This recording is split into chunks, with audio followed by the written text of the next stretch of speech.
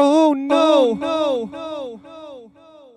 It's a show town, baby. Ooh. It's a show, show, show, show. Tell it's a show, tell it's a show, tell it's a show, tell it's a show, tell it's a show, tell it's a show, tell it's a show. Yeah, I'm talking about a little. Just a little, just a little, just a little bit of a show, and a little bit of a tell. It's gonna be more of a tell than a show. In the online digital social distancing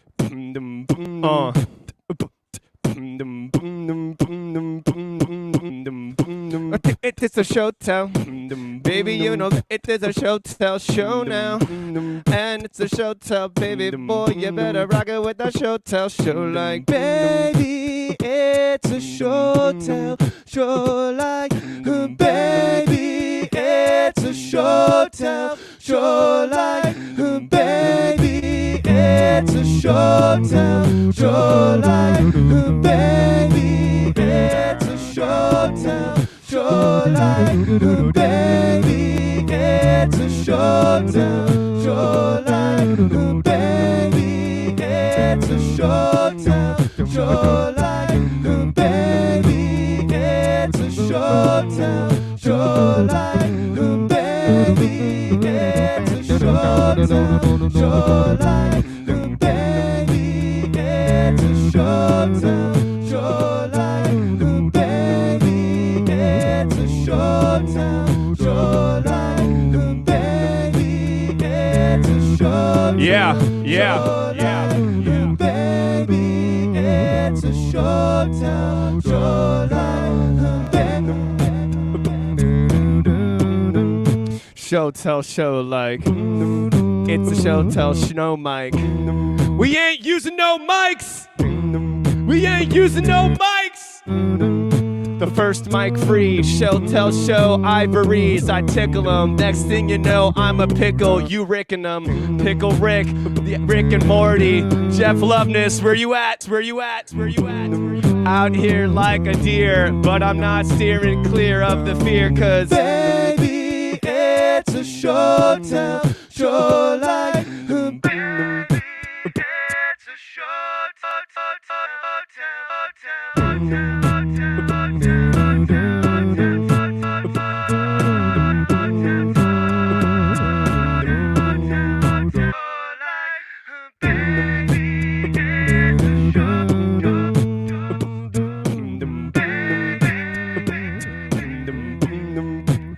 Crank it up.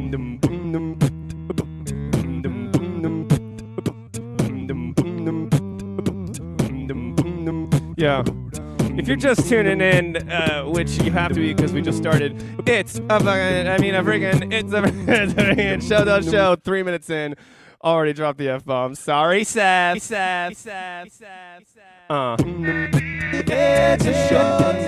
show like, baby. It's a show, baby.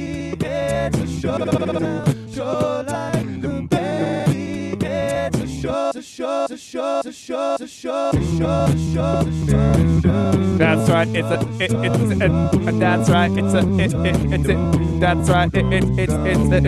Let me tell you how much product in my hair.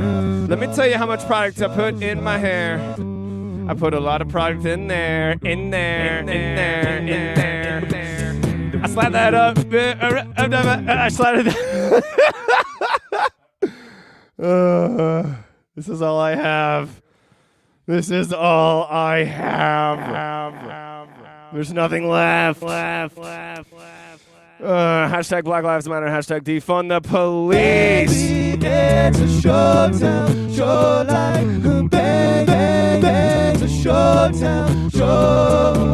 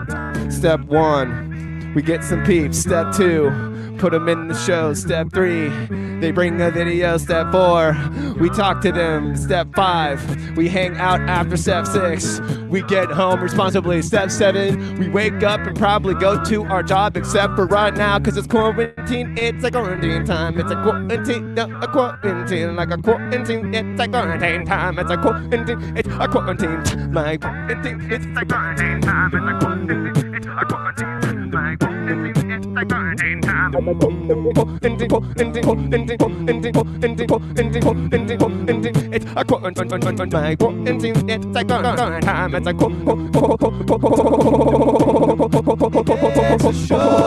it's a quarantine. My quarantine. It's a quarantine time. It's a quarantine. It's a quarantine. My Step 8. Step 8.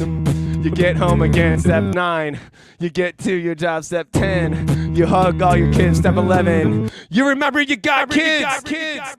Cause I forgot. Baby, it's a showtime, show like baby, it's a showtime, baby, it's a showtime, show like showtime, showtime, showtime, showtime, showtime, showtime, showtime, showtime, showtime, showtime, show like baby.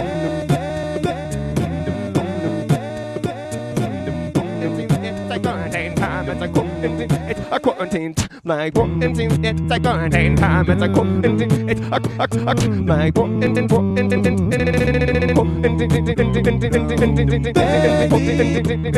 a quarantine.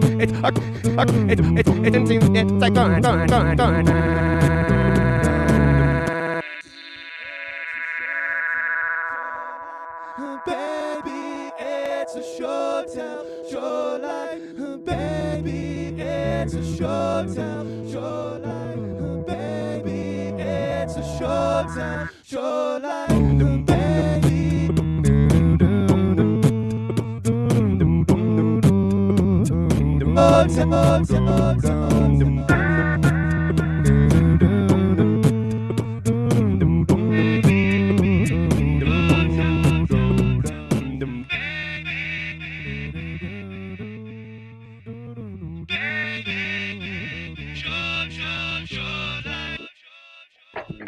Oh yeah, that's a certifiable Helf, yeah.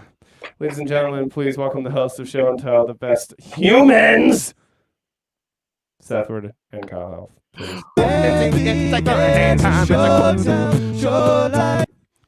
Cool. That did it. We did it. We're here at Show and Tell Screening Spectacular, and on the vocals and all the music, it's Kyle, the Kyle Helf, ladies and gentlemen. Yo, it's Kyle the Kyle Helf. What up? What up? What up? Kyle Helf.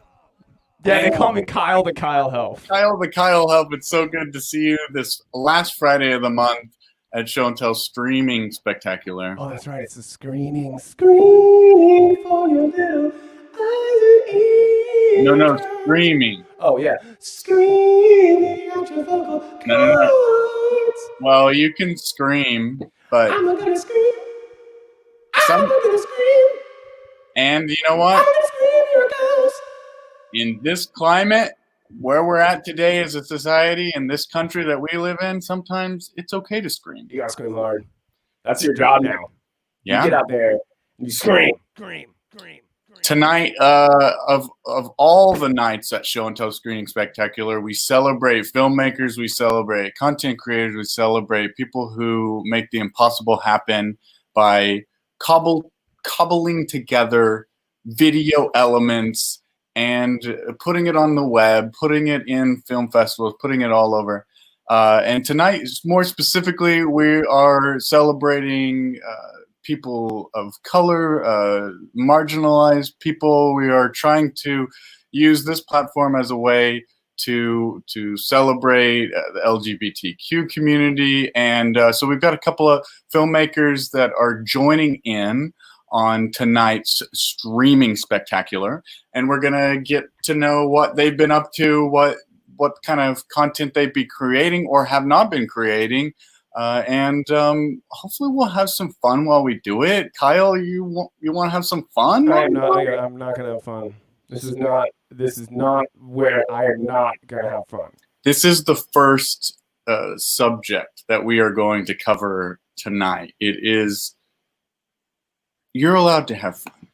Let's just put it that way. Let's put it that way.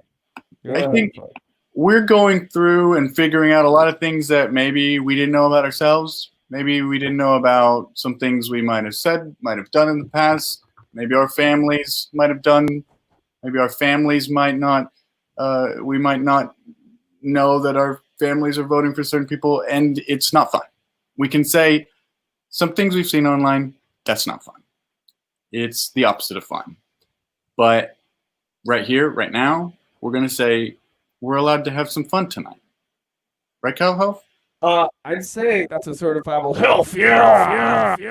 Helf, yeah. Speaking of Helf, yeah, did you know that you have a certifiable Helf, yeah, Giphy sticker that you can look up on Instagram? Dude, doesn't StreamYard have an integration with Giphy? We can just throw Giphies on the screen. Let's throw that Helf, yeah, Giphy on the screen. Well, we actually can do that. Oh, really? I don't think there is integration, but there is a way to appreciate the Kyle Helf. I was getting so ready to troll you, and it turns out StreamYard is the perfect platform. Well, you just recently had a birthday. Oh, yeah, I did, didn't I? And you usually like to gather your friends and family into one select location and have a good time celebrating life. Oh. But you weren't able to do that specifically this time. Not at the magnitude The and majesty. It's a typical world best birthday cake, Kyle's birthday. But Helf, Helf, yeah. yeah. It's like it's a showtime, baby. It's a show. Life goes on, and we make do with what we have, and it is special. It is happening. We've got some people chiming in. We got some lovelies in the audience, if you will, the digital audience. You should and you will. Well, then you get Dave Getzel. He's over here. He's screaming. He's screaming about injustice in the world. We got Matt Keel. He's over here saying that we got cool shirts, which is very kind of Matt Keel because he has a collection of very cool shirts. We've got our biggest fan, StreamYard. StreamYard says live viewer comments show up on StreamYard. No, example. You can't. Click on the comment to. No. We're not. That's not a viewer. I wonder what our best friend StreamYard meant by that. Well, they are trying to get money, trying to make money. Alas, it's gonna work. Well, anyway, should we get to going and welcome our first filmmaker here tonight at Show and Tell Streaming Spectacular? Yeah, I think I'll just kind of get a little intro.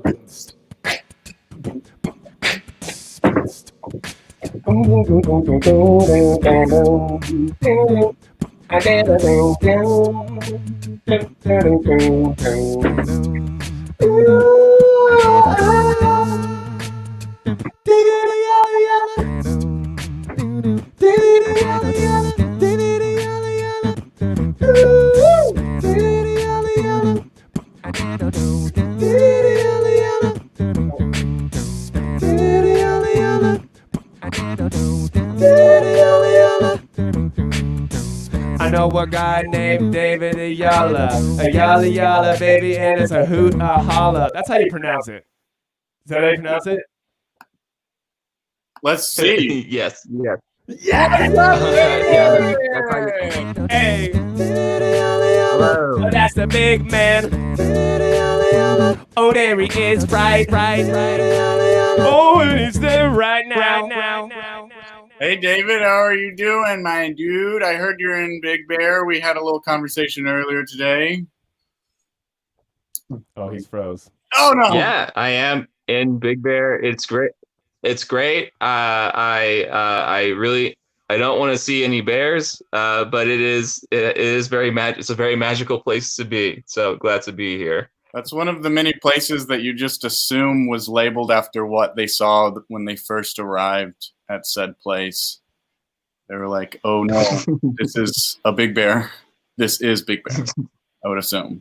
Where are you staying right now? There's You in like a sauna room? What's going bears on? everywhere. Wow. Yeah, no, totally. That's what I expected. Thank God I haven't seen any, or else I'd fucking nuts would explode. I would be so sad. That's what happens when you see bears. More nuts Yeah, exploding sure. in Big Bear. Actually, I'm not a fucking wilderness guy. I'm not a campy type of person. This is actually my first time out of LA in like LA County in 3 years. So it's weird to be in a different place. Dude, it's awesome. Kyle said you look like you're in a sauna. Is this a sauna? I as much of a hottie as I am, I'm not in a sauna. I'm just in a bedroom. There's this light above me is like very, very bright. So that might be it. Yes. But as you said, we can confirm you are a hottie. Yes, I am a government official government hottie. That's a Helf, yeah. Got my card from the DMV last week. Long wait. Long wait. Long wait. Doesn't matter how good you look. Unfortunately. We're happy for you. So you went up to take a little vacay. You're up in Big Bear, relaxing, all cool. What have you been up to in Big Bear? Well, we just got here. So far, a whole lot of nothing. It actually rained. It started raining for a little bit, and I went outside and I like meditated until it stopped raining, and that was pretty sweet. You Like, stopped the rain. I stopped the rain with my mind. Yeah. It's very, very calming. I never felt so calm. So oftentimes you'll just put in like headphones and have like a rainscape playing while I meditate. But now it's like, oh, this is what it's like in real life. There's wind and water and wind chimes and oh my God, fucking get me out of here or keep me here. I don't know. It was great. It was a great time. I think that going to a cabin in the woods is sometimes fantasized, not just like, I guess, in horror films with it being a horrible place to be, but for me as like a creator, somebody who's always got a million things that I'm supposed to do in LA, it feels like that, like getting out and going to more of a calming place where it actually rains is like a fantasy, but I never do it. I never actually make the time to leave and chill out or do work, but more like in a more peaceful place. Is that kind of what you did? You're like, I'm out of here. I'm going to like go relax, peaceful. Or do you have a mission out there? Are you supposed to be like making things? Did you just get out of LA to get out of LA? Yeah, that's really what happened. My friend messaged me. He said, "Hey, do you want to go to Big Bear this weekend for 2 days?" And I said, "Hey, fucking sure, why not?" So now I'm here. It's not that far of a drive either. It just only took 2 hours. But yeah, I really wanted to just like have a weekend where I wasn't thinking about anything at all. And lately I was journaling the other day about how I kind of want to have, I feel like I want to have new experiences so I can fucking come up with new ideas for shit to write about or stuff to create. And I said, why not go to Big Bear and see what happens?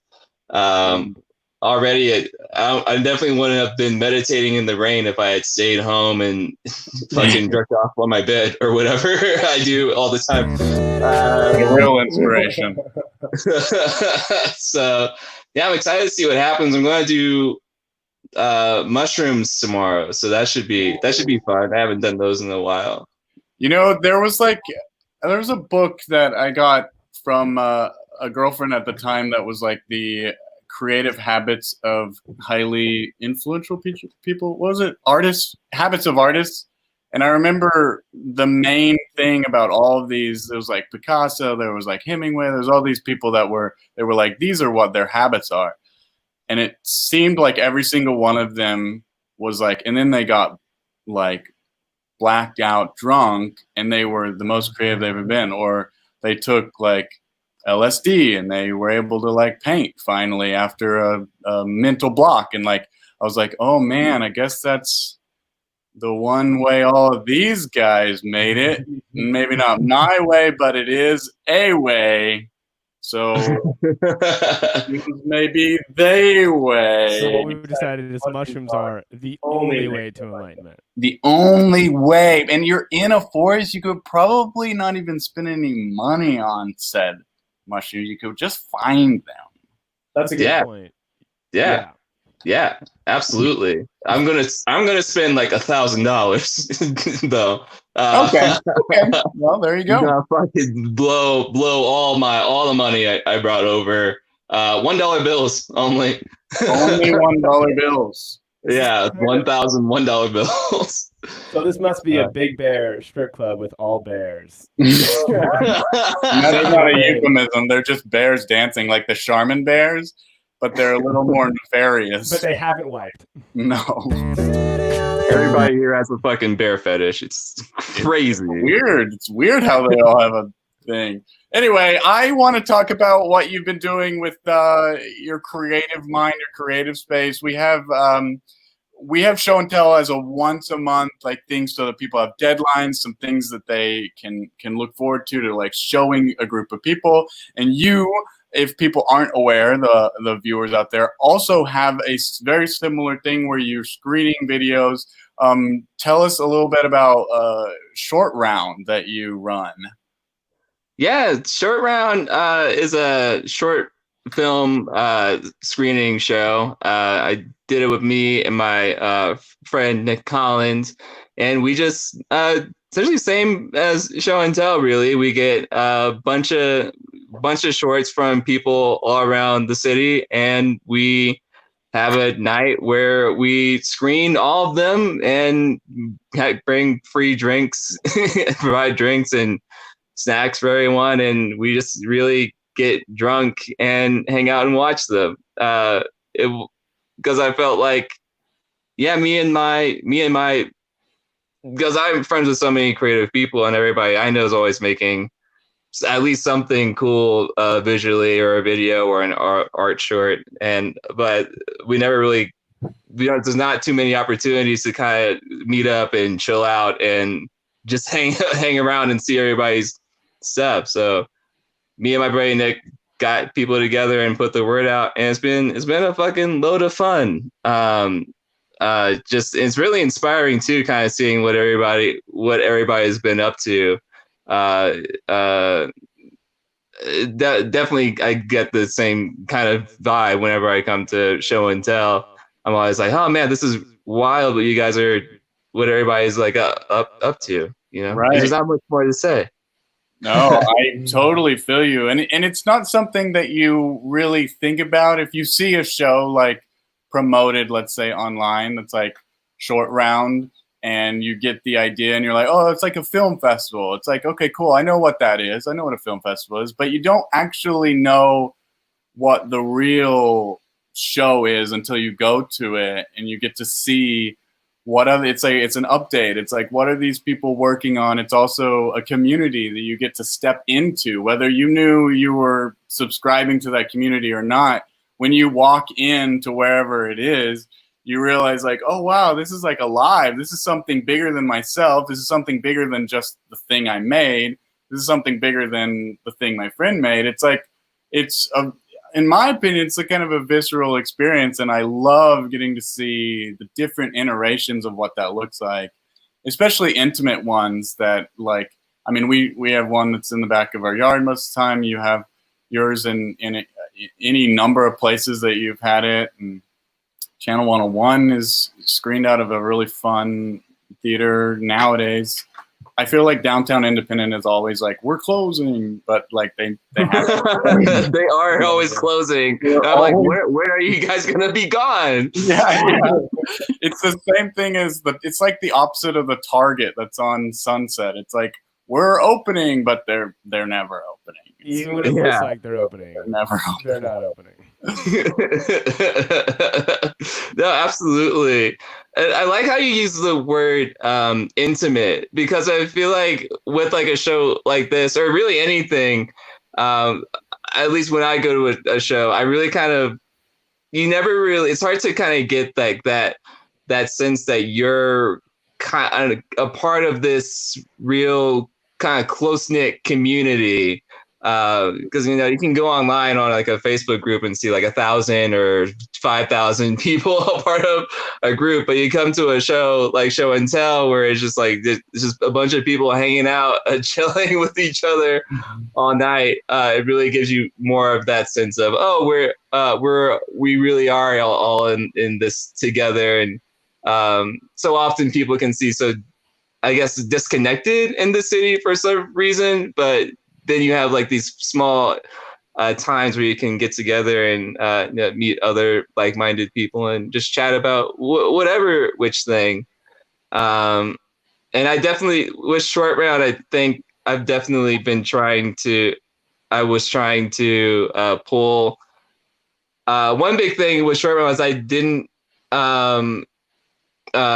never really got to see or have a platform to put on like a diverse pool of talents videos. And I really tried to make that like a thing. One big thing about it, like above anything else with Short Round, we really encourage people to submit whatever they want. It could be like a short film or anything, but another subset in my mind was trying to create a space where I could kind of bring in more diverse voices. Totally. And what, if you don't mind, what has been your experience when you started Short Round with that in mind? Was it difficult? Did it seem easy? Was it hard collecting the right people? Do you mind talking a little bit about curating your event? Yeah, absolutely.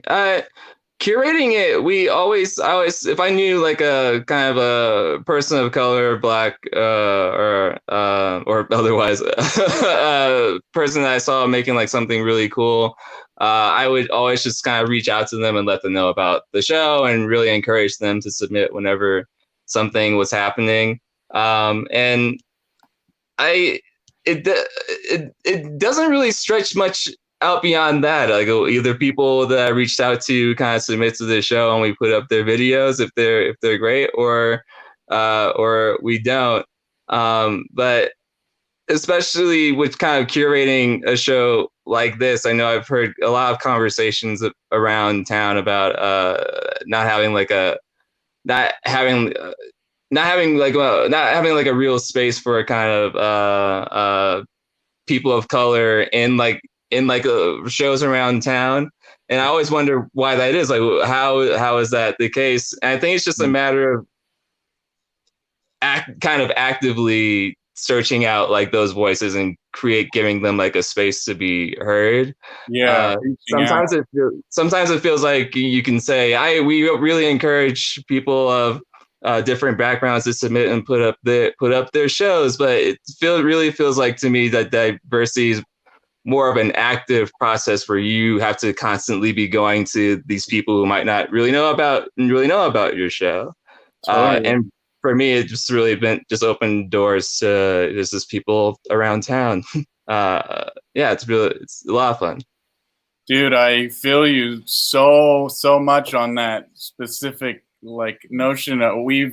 I've struggled a lot with show and tell over the years. We've been doing this for years, and it's a all submitted based show. So, and now that more people know about it, it's easier for me because I don't have to reach out to specific people and be like, please put it in. We get enough people submitting, but sometimes, if not most of the time, our lineups are very specifically white because those are the people who are making stuff. Those are the people who are submitting it. They're the ones who are like going out. That's like they have the opportunity to make, they have the opportunity to screen, and that the majority are going to be white. And so whenever we do get a comment every now and then being like, where are the women in this show? Where are, there's a lot of white people here and stuff. And I used to feel like kind of begrudgingly like, this isn't my fault. Like, this is people's and like, defensive in that way. And up until very recently, with conversations blowing up all over the place about what does systemic racism even really look like, and really breaking down the organization, like what we tend to do, our go-tos and stuff. And the way you said, reaching out in particular, if you want to have a racially diverse show, it is up to you, even if it is specifically a submission made lineup. And I've definitely been guilty of that, using mostly an easy way out is just submit. I advertise the show as like submit, and then we have to narrow it down, and that's very hard in itself. But I'm just as capable of reaching out to people of color and marginalized people for that matter, and specifically being like, this is the time that we're doing it. I think what you just made would work really well for it. I think this is an awesome platform, and like letting them know, giving them more information. Because I mean, we don't advertise that well. Like even this show right now that we're doing, it was last minute because we weren't sure if we were going to do it or not. Like I'm not an advertiser. I don't do a great job advertising. So anyway, I like what you said because it helps me realize like, yeah, it is up to us to reach out if we want that. I mean, we live in America. We have the president we have. Frankly, we don't have to have a diverse show. We really don't. And there's going to be a lot of people in this nation that support that and glad that we don't have a diverse show. But we get to decide, is that what we want? Is that not what we want? What are we about?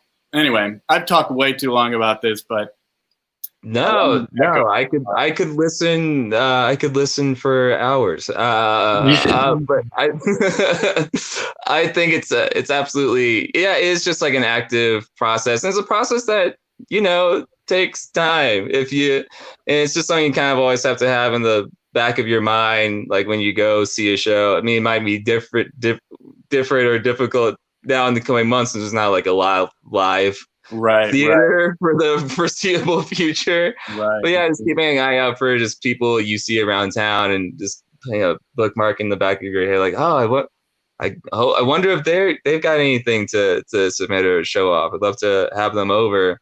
But you can also, but that applies. But that's kind of like that's on everybody's mind, not just like the showrunner. I feel even filmmakers and creators out now, if you have like a show making, and you mainly have a bunch of white friends, you're probably going to cast one of your white friends. But it's the same thing. If you want to make this short and you think that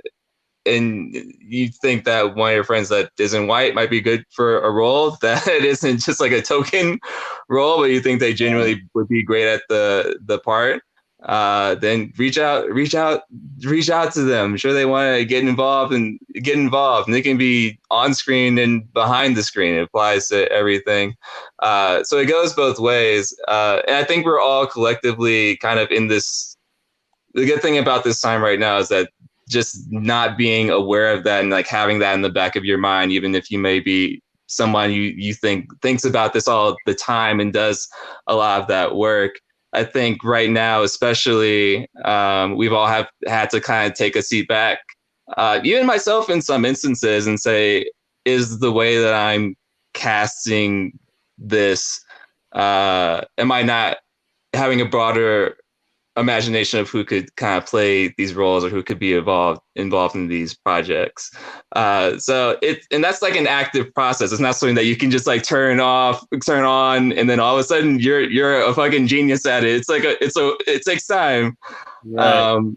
And especially in the culture we have now, I think kind of it's hard to kind of slow down and accept that you're gonna have to work at this. Kind of getting rid of your own racist biases is a hard thing to do, and it's an active process. I think that's the biggest thing that we all have to kind of realize and be compassionate and empathetic with ourselves as well. Oh, totally. Yeah, I see that for sure. I think making that mental choice is sometimes easy whenever it's presented to you. There's so many memes now that we can look at that are specifically like, or not even meme, infographics, I guess is a better term for them. A lot on Instagram, a lot on, all these different social networks that are like, I'm laying it out for you. This is what we can do. This is what we can do. And it's easy to be like, great, I'm on board. That's down. But it's like, it is hard work to then, once your show is up and you have a date set and you're about to go for it and you have to curate a lineup, it is the work that you have to put in to then make choices. And I love that is that you're reminding us specifically about that in casting, acting, crew, everything is work. It may not be the easiest thing because your intimate circle may not look diverse, and so if you want to make diverse content, then it's up to you to put in that work to do that. I wanted to talk to you real quick about, you mentioned earlier about journaling and kind of making that a choice that you're actively doing. Is that specifically to inspire you to then write other sketches, short films, characters to perform live? Or are you journaling specifically as kind of a mental thing to help you cope with life? It's definitely been a mix of all of that. Once like the kind of quarantine started and we all had to start isolating ourselves, for a while I didn't really have much to do, so I'd be waking up and just watching TV or playing on my phone or doing some other bullshit, and I would just be alive and kind of not knowing what to do. And one day I was talking with my roommates and we were discussing something, and I noticed that my opinion changed so quickly my opinion changed so quickly on whatever we were talking about, because he had said what he was saying really confidently. Yeah. And I was like, what? I don't think I should. I think it's good to have an open mind, but I don't think I should just change what I think so quickly. Right.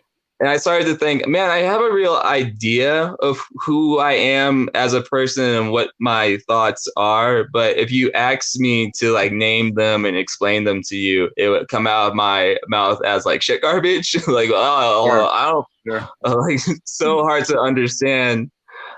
So I started journaling kind of just to have like this like concrete thing to give me something to do. And what I started doing was I would ask myself, I would do 3 pages. In the first page, I would ask myself 10 questions each day, just whatever I was thinking. And then on the second, questions that you read somewhere else, or they were just questions that you made up that morning? just questions I make up that morning, anything I'm wondering about. Like one day I was like, where is Georgia? Because I don't know where the state of Georgia is on the map. Yes. I was like, oh, I don't know where that is. Where is Georgia? Still don't know where it is. Good.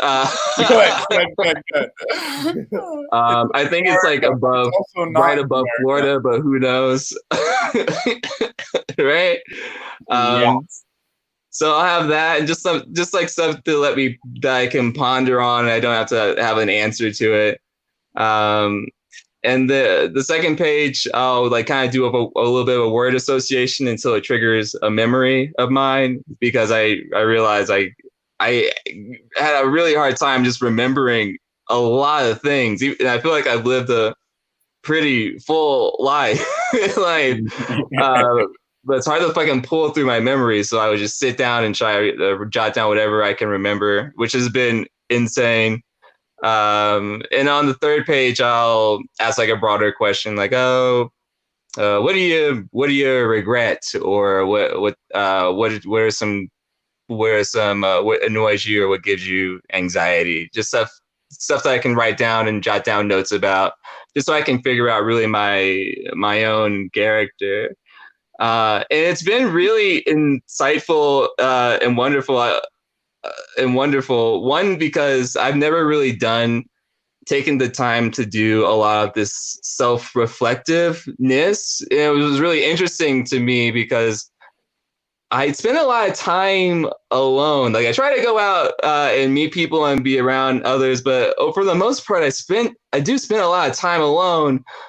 But now that I'm kind of in this space where I have to be by myself, I didn't really notice how kind of disconnected from who I was, that I can't believe how disconnected that I was from myself.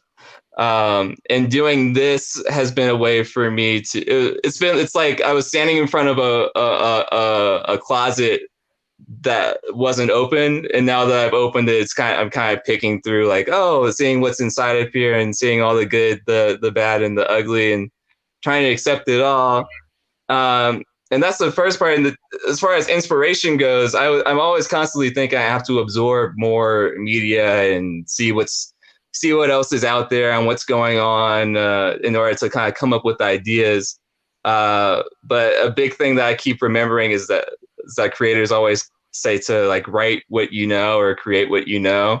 And as I'm kind of filling up this like this notebook with literally just a mining of my brain, I have a full-on list of things to write about that I actually connect with and I feel strongly over. So I've tried to take like the pressure off of creating a lot of things right now, just to like give me space to just be and let whatever I want to make come out of this. It's interesting because at the end of last year in December, I wrote this movie called "Is It Okay? Is It Really Okay to Stay Inside for a Year?" Wow, how poignant! And the main point of the main story of the movie is this guy doesn't know if he should like doesn't feel like kind of stuck in his life and doesn't know what to do next. So he takes on this research study that has him take this drug to stay inside for a year, just to see if the drug will stave off loneliness and whatnot. This is like Black Mirror level, David. This is like, yeah, great. Yeah. Did you stay inside for a whole year? Just to should you stay inside for a whole year? Is it okay? Is it fine? You did that before you even wrote it to know the answer to your own title of your movie. Yeah. It's really, it's kind of crazy that I'm kind of living out this whole premise now to really see how it's going. So you finished that script, or you shot the whole thing, shot it, and edited it? No, I finished the script. I was planning on shooting it this year and hoping to finish it with like no budget, just to seeing what I could do. I wanted to do it before my 25th birthday because I thought that would just be like a good marker to get me to just make the damn thing. Sure. But then the country shut down. And I was like, baby, I don't know if you can do this right now. Yeah. So once we have a better idea of what's going on, I think I'll go back to making it. Oh, that's so exciting. I love that. I mean, it's a huge accomplishment to write a full feature in the first place. I've attempted that multiple times to no avail at all. So I know the plight, and you are to be commended for successfully finalizing such a project itself. And I would like to formally announce that in this public forum that I will accept the role as Riley. So. Oh, great. Good. Fuck yes.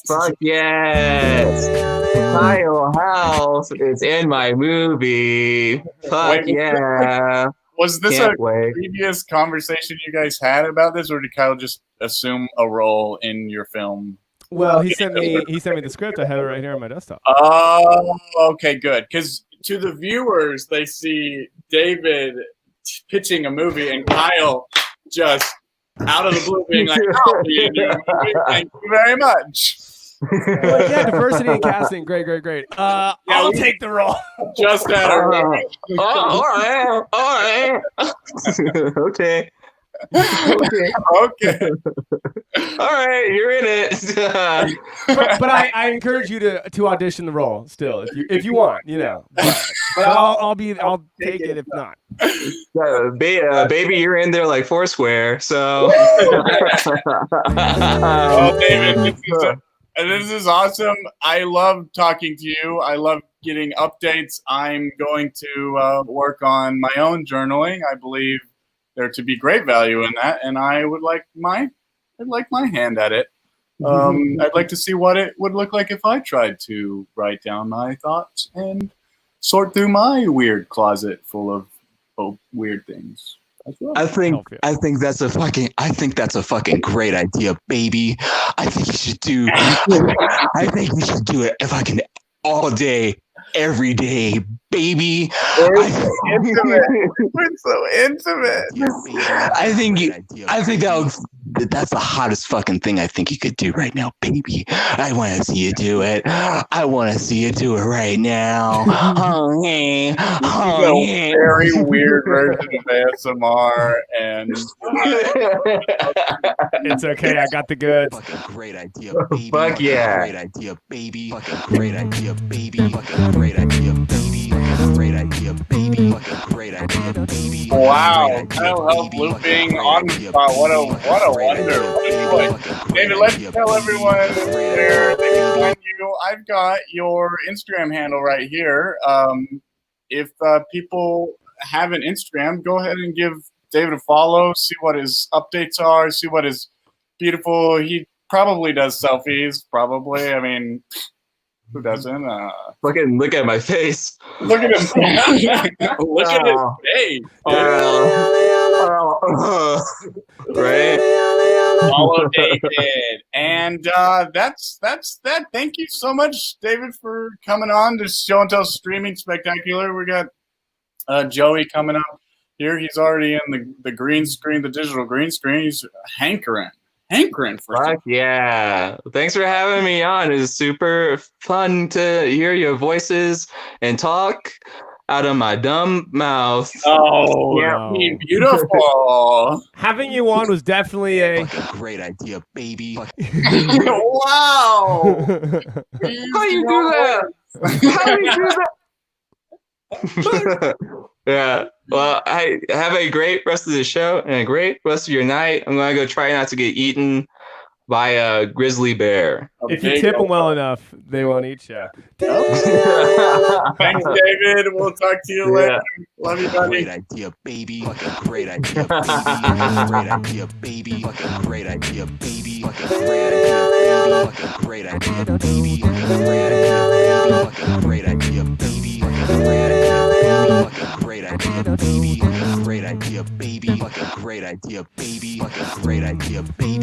great idea, baby. Oh, Yeah, that's a really great idea. Great That's idea, a great idea. baby. Got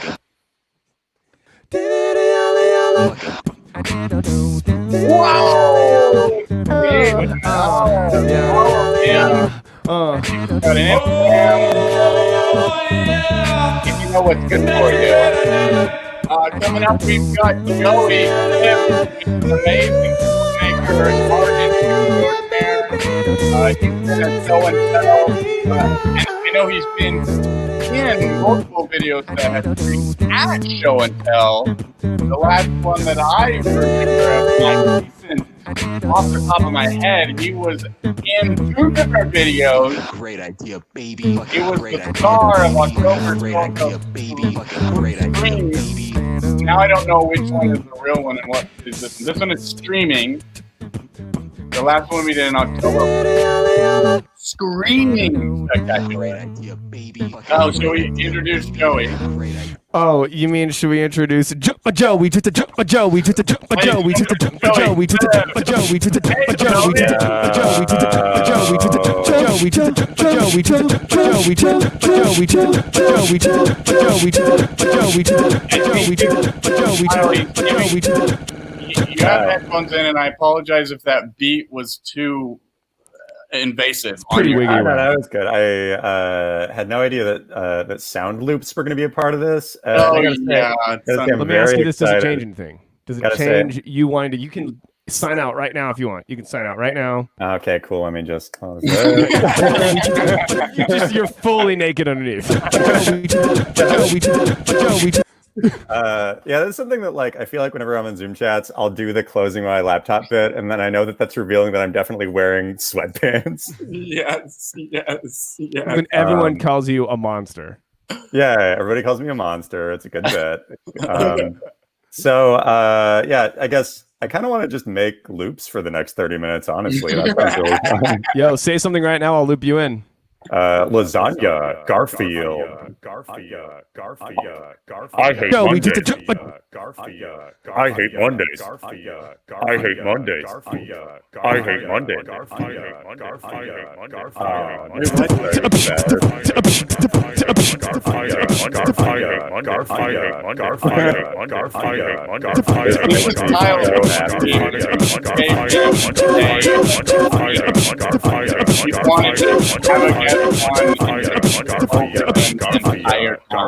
Oh, we did the Joe. All right, let's get to. He said 30 minutes. We have to do it. Joe, we did the Joe. We did the Joe. We did the Joe. We did the Joe. But now I'm in. Now I guess we'll do it for the next 30 minutes. No. I don't know if I'm okay with that. If we're trying to get equal Hey voice. man, the first rule of clowning is that if you make a mistake, it's part of the show. So we got to do 30 minutes of loops. That's true. No more committing. Yeah, that's clowning. And then Pack Theater rules state that mistake you do for the next 30 minutes straight. Joe, we did the Joe. We did the Joe. We did the. Not saying it's bad. I'm just saying it's the way they do it sometimes. They just commit to the mistake. Joe, we did the. I would say a lot of Pack Theater shows are just mistakes for 30 minutes. Am I right? I love, you know what? I love the Pack, and I love the people who perform in the Pack. And disclaimer, Pack, what they do? Penny says back away from the cold brew. So that is what Penny says I use to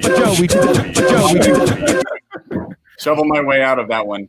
I genuinely love that. I genuinely love that drop. That's like such a good rim shot. So yeah, I don't have to be funny anymore. Yeah, it's okay tonight. You know what? We don't even have to be funny. Joey, I want to talk about some things you've been up to. First of all, you've made some amazing films that were specifically made to bring awareness and as a way to, I don't know, not put like a light tone on a very serious topic, but you use comedy to give a voice to a problem. Your last film that you screened at Show and Tell was like jaw-dropping in that regard, and I love it so very much. And I'm gonna say the title. First up, thank you for the compliments. I appreciate it. The title is don't. Dang it, I forgot it. Wow. The title of the video is I need to put in the work. I should have put in the work before I got here. It's okay. When I originally, he'll think of it. Well, like just to make you feel any better, when I originally came up with the title for it, I didn't think I was gonna have to say it very often. Yeah, like I literally just made it to like screen at a UCB show, and like it did really well and got into like dozens of film festivals and screened at the Smithsonian and a bunch of other stuff last year. But it's like now whenever I go to a screening and I have to talk about it afterwards, I have to say the whole name, and like I'm worried about getting the name right every time. Telling people you're Native American when you're not Native is a lot like telling a bear you're a bear when you're not a bear. The title of the film. Title of it, it's 24 words long, basically a Fiona Apple album title. It's yeah, I like short films that have long names. I don't know. I think short films with long names is actually the equation for being a highly successful person. Would you agree? Yeah, I think that is absolutely true. Hit that drop. Oh yeah. Joe, we did the Joe. Yeah, there we go. Garfield. Yeah, I don't know. I think that there is something to like. You want people when they hear the name of your short film or project or whatever to like. I think it's useful to have people immediately get tone and immediately like know what it's about. Right. So you know, like it's kind of an old sketch rule that like UCB teaches a lot, and I think like Moneypenny at the Pack Theater teaches this a lot, where it's just like you almost want the title to be of your sketch to be what the premise of the sketch is, so that you're not like burying the lead of the joke. So like I guess that I've just like taken that to like film titles too. Oh man, you nailed it. I remember like every time I do a video specifically for YouTube, it's like hours of me being like, well, what's the title without giving away the actual like ending bit? There's only one joke in this whole sketch and the title can't give the joke away. So it's definitely a skill to be able to title something appropriately. But you know, we have I guess it's like, but I guess that I'm thinking about specifically I think the Halloween show and tell you had, like it was like hot dog hands or what was it called? Where you like wore a suit of hot dog? It was. Let's just play the whole thing. Like, No, what was the title of it? Halloweeny. It's like Halloween, but Halloweeny. I feel like that would almost do. I mean, I feel like that would almost do better if the title of it was literally just like. I had my friends duct tape hot dogs to me for 3 minutes, and it's just like, oh, I'd watch that. I'd watch the YouTube title because it's the most clickable. Yeah, no, honestly, how much do I owe you? I need to be paying you. This is like punch-up writing, but for my YouTube video. For your year plus long ago uploaded videos. Hey, I'm always full of good advice. Hit it, Kyle. Joe, we did the Oh my gosh. I'm going to do that a lot over the next, I don't know, 20 minutes or whatever. Please. Honestly, if it works, it works.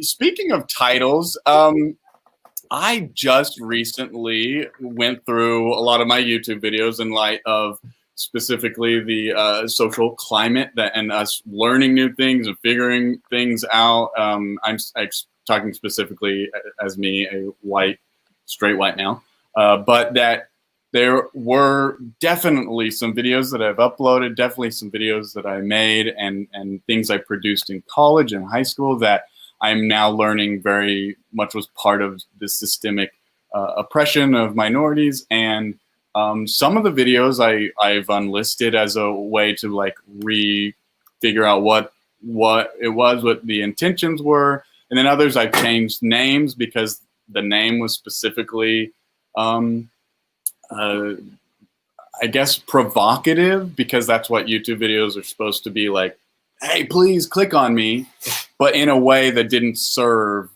the, I guess, greater good or the minority group that it was specifically referencing. So I definitely, this is like very recently, and I would say that I'm ashamed of that, but I know that it's like now is also time for grace and figuring out what those things are, and just being able to reflect on that is good, and that is that I only bring this up because we were talking about titles to things, and it also directly correlates to one of the reasons why we're having a show right now is to be aware and to talk about certain things like that. And also, I know that you have made other things very recently, specifically talking about racial things. Cue the Garfield meme. Yay. Garfield. Yeah.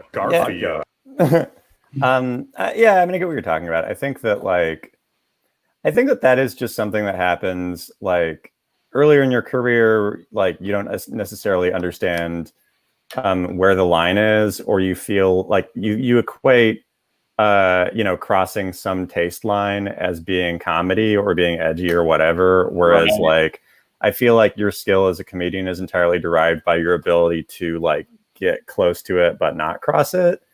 And I think that that's something that like hopefully the older that you get and the more that you do it, you learn that like, oh yeah, maybe that joke that you made when you were like 20 that was like, like racist or misogynistic or whatever isn't necessarily something to like dig your heels in on when you're 30. Right. And I think that's, I don't know, we're all allowed to grow. Yes.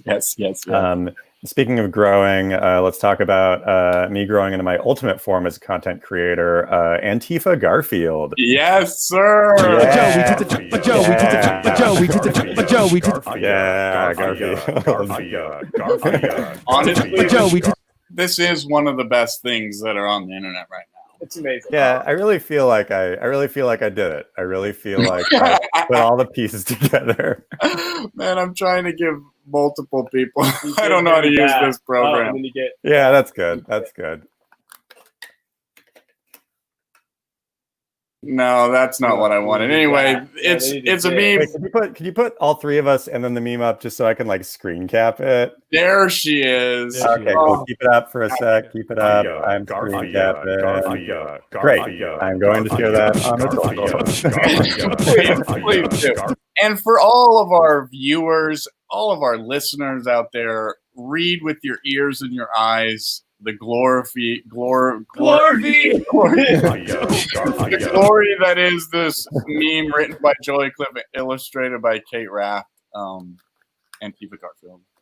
Yeah, thanks. Yeah, this is a meme that I really feel like I just put my all into. I want to say a week ago, I basically like got the idea of, oh, that would be funny if like Garfield says I hate Mondays. What if Mondays was an acronym for something?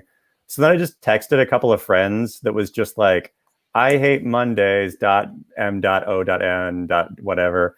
And then I was like, misogyny, Odie, Nazis. I think it was like arsonists. And then like, I forget what Y was. And then like, I just was just like, I didn't really like know exactly what it was going to be, but just that Monday should be an acronym. And then legitimately I had 10 of like probably the best comedy writers in Los Angeles, like Matt Mazzani, who is a friend of the show, on these text chains. And I was like, are any better? Like, can we plus this up at all? And then a bunch of people pitched like, Aryan nations and like youth, Hitler and stuff like that. And then just like everything kind of seemed like it was Antifa-y. So I was like, oh, great. So Antifa Garfield, that's what it is. Yeah. And then I reached out to Kate Raft with like, just, will you draw Garfield if he was Antifa? Here's the thing. She put it together. And then like I posted it on social media and like, honestly, just kind of figured, oh, this is just a funny thing that'll get like 100 likes on Twitter and like, 50 likes on Facebook or whatever. And it's like legit blown up beyond my wildest dreams. You had your metrics locked. Yeah. Like it's weirdly become like a political flashpoint in the meme wars of 2020 on Facebook. The post has 450 comments. Like I think it's been shared in a bunch of like alt-right shit posting groups and like lefty groups, and it's become legitimately a war zone that is very delightful for me. Oh man. Now, does this war zone, do you feel like it has kind of consumed part of your life in a way? Like, are you a bit like, oh, I kind of wished that maybe it had stayed not on alt-right shitpost groups? Or is this like super exciting, like this best case scenario for this movie? So, I mean, like I'm sure similar to you guys, it's like any weird hurdle is a gift. So like I originally just thought like, oh, this is a funny thing that for like my friends and my Twitter followers. And for the record, I was so confident in this idea that I paid Kate Raft over $100 to illustrate it. Whoa! I mean, she deserves it. She deserves it. Yeah, I workshopped this with 10 very good comedy writers, paid somebody over $100 to make it. Like I originally just thought like, oh, this will be a funny thing that I'll post on Twitter or whatever. And because I don't know, I feel like Garfield comedy is a thing that I like doing. And once it kind of blew up in political spheres, at first I was a little bit worried because I was like, oh, like that's, not I don't necessarily want super racist or anti-Semitic or, like homophobic memes on my like Facebook page. But then I was like, it became something where like now it's fun to poke the bee's nest. Like there were a couple people that commented like this is a trash meme, and I replied, no, this is a Garfield meme. Like somebody like maybe 45 minutes ago posted something to the effect of you've ruined Garfield, and then I was like, no, society ruined Garfield, and that's why he's Antifa. Yes. And then he responded, no, Garfield is not a communist piece of shit. Which is to me delightful that he's got in his mind of like what Garfield's political affiliation is, and it's definitely not communism. Right. You've ruined his image. Yeah. It's un-American to bash change Garfield. So I think I responded to that one something to the effect of like Jim Davis's Garfield isn't communist, but my original creation Antifa Garfield is. Oh my gosh. So it has just become this weird this weird flashpoint in that like these are 450 people that are fighting over a Garfield meme. Yes. And over what Garfield stands for. Yeah. The dumbest meme possible. Oh my gosh. It is one of those things that you just kind of like sit back and you're like, well, this defines the internet. It is a part of the internet. Also, like the reaction defines the internet. Like it is so, I don't know, like internet without a lack of terms that it's yeah. Well, that is what you want when you make anything. You want to like start. I mean, you want to keep a conversation going or start a conversation. It's true. It is a starter, and it is also like a way that you can stimulate conversation amongst, I'm not going to say like Garfield fans, but amongst another community that may have not even been receptive to it until this was shared, which I find like oddly satisfying. Clearly you hit that like Venn diagram of like people who would not. I got Garfield fans. We got anti-fascists. We got them all. It's like, I'm political, but I'm not going to join the conversation. But I'm also such a Garfield fan that if it intersects, now I'm going to get political, and now we're talking. When like I'm like a working writer. I'm like writing on a show right now, so it's like I posted this on the internet yesterday, and like it hasn't like consumed my thoughts in any real way. It's more just like, oh, I did a funny weird thing. Every couple hours I'll check and like read the comments or whatever. But like, it is interesting to me that there are people that have been commenting on this pretty much for 24 hours straight to like fight either for or against Antifa Garfield, where it's like, oh, this person comments every 30 minutes. Clearly their day has been spent trying to win the Antifa Garfield war. And that is amazing. Yeah, it's wild, but it is also, it's what's happening right now. And people, I mean, there's always people who are obsessed with certain things on the internet, but right now I feel like there are more people that are capable of being more obsessed with certain things on the internet.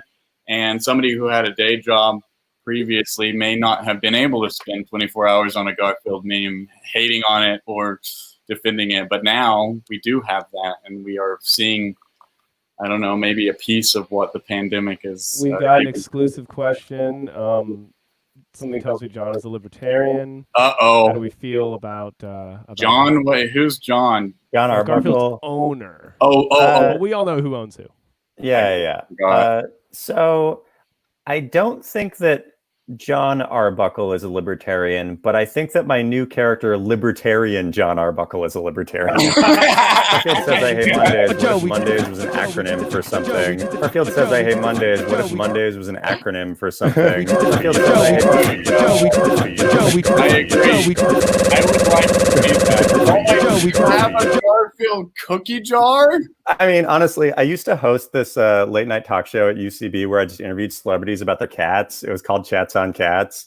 And I think I got this because somebody threw it onto the stage at me at the end of a show. Really? Yeah. And I was like, oh, cool. So I guess this is just part of my life now. I love that. Legendary. Anything Garfield is legendary. I had Garfield door beads growing up. That's how much of a fan of Garfield I was. I was about to say, when is Kyle going to disclose to Joey how much of a Garfield-ophile he is? I've kind of just given them away in my adult life. Well, I have given them away. I'm trying to figure out where my nearest Garfield is in this house right now. The camera zooms out and reveal that you're sitting in a giant coffee cup filled with coffee.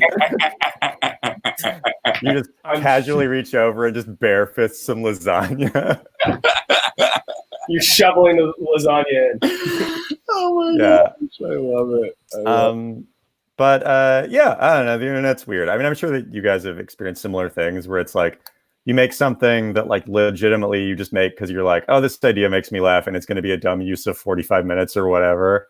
And then it kind of takes life of its own. And it's like, oh, I guess the internet owns that now.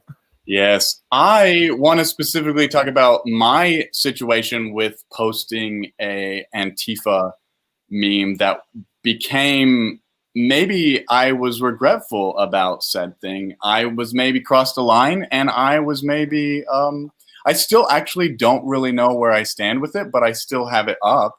I got very frustrated. Let's say it was the day after, I guess, Donald Trump tweeted that Antifa was a terrorist organization or was making news that he was deciding that he gets to choose whatever group he wants, whether it's an actual group or not, labeled as terrorism, which in my opinion is very dangerous in the very first place. But yeah, gamers are terrorists. All comedians are terrorists. Why not? Yeah, you can decide, but also the power of that, and then people not realizing that that is power and that he's manipulating that in some way.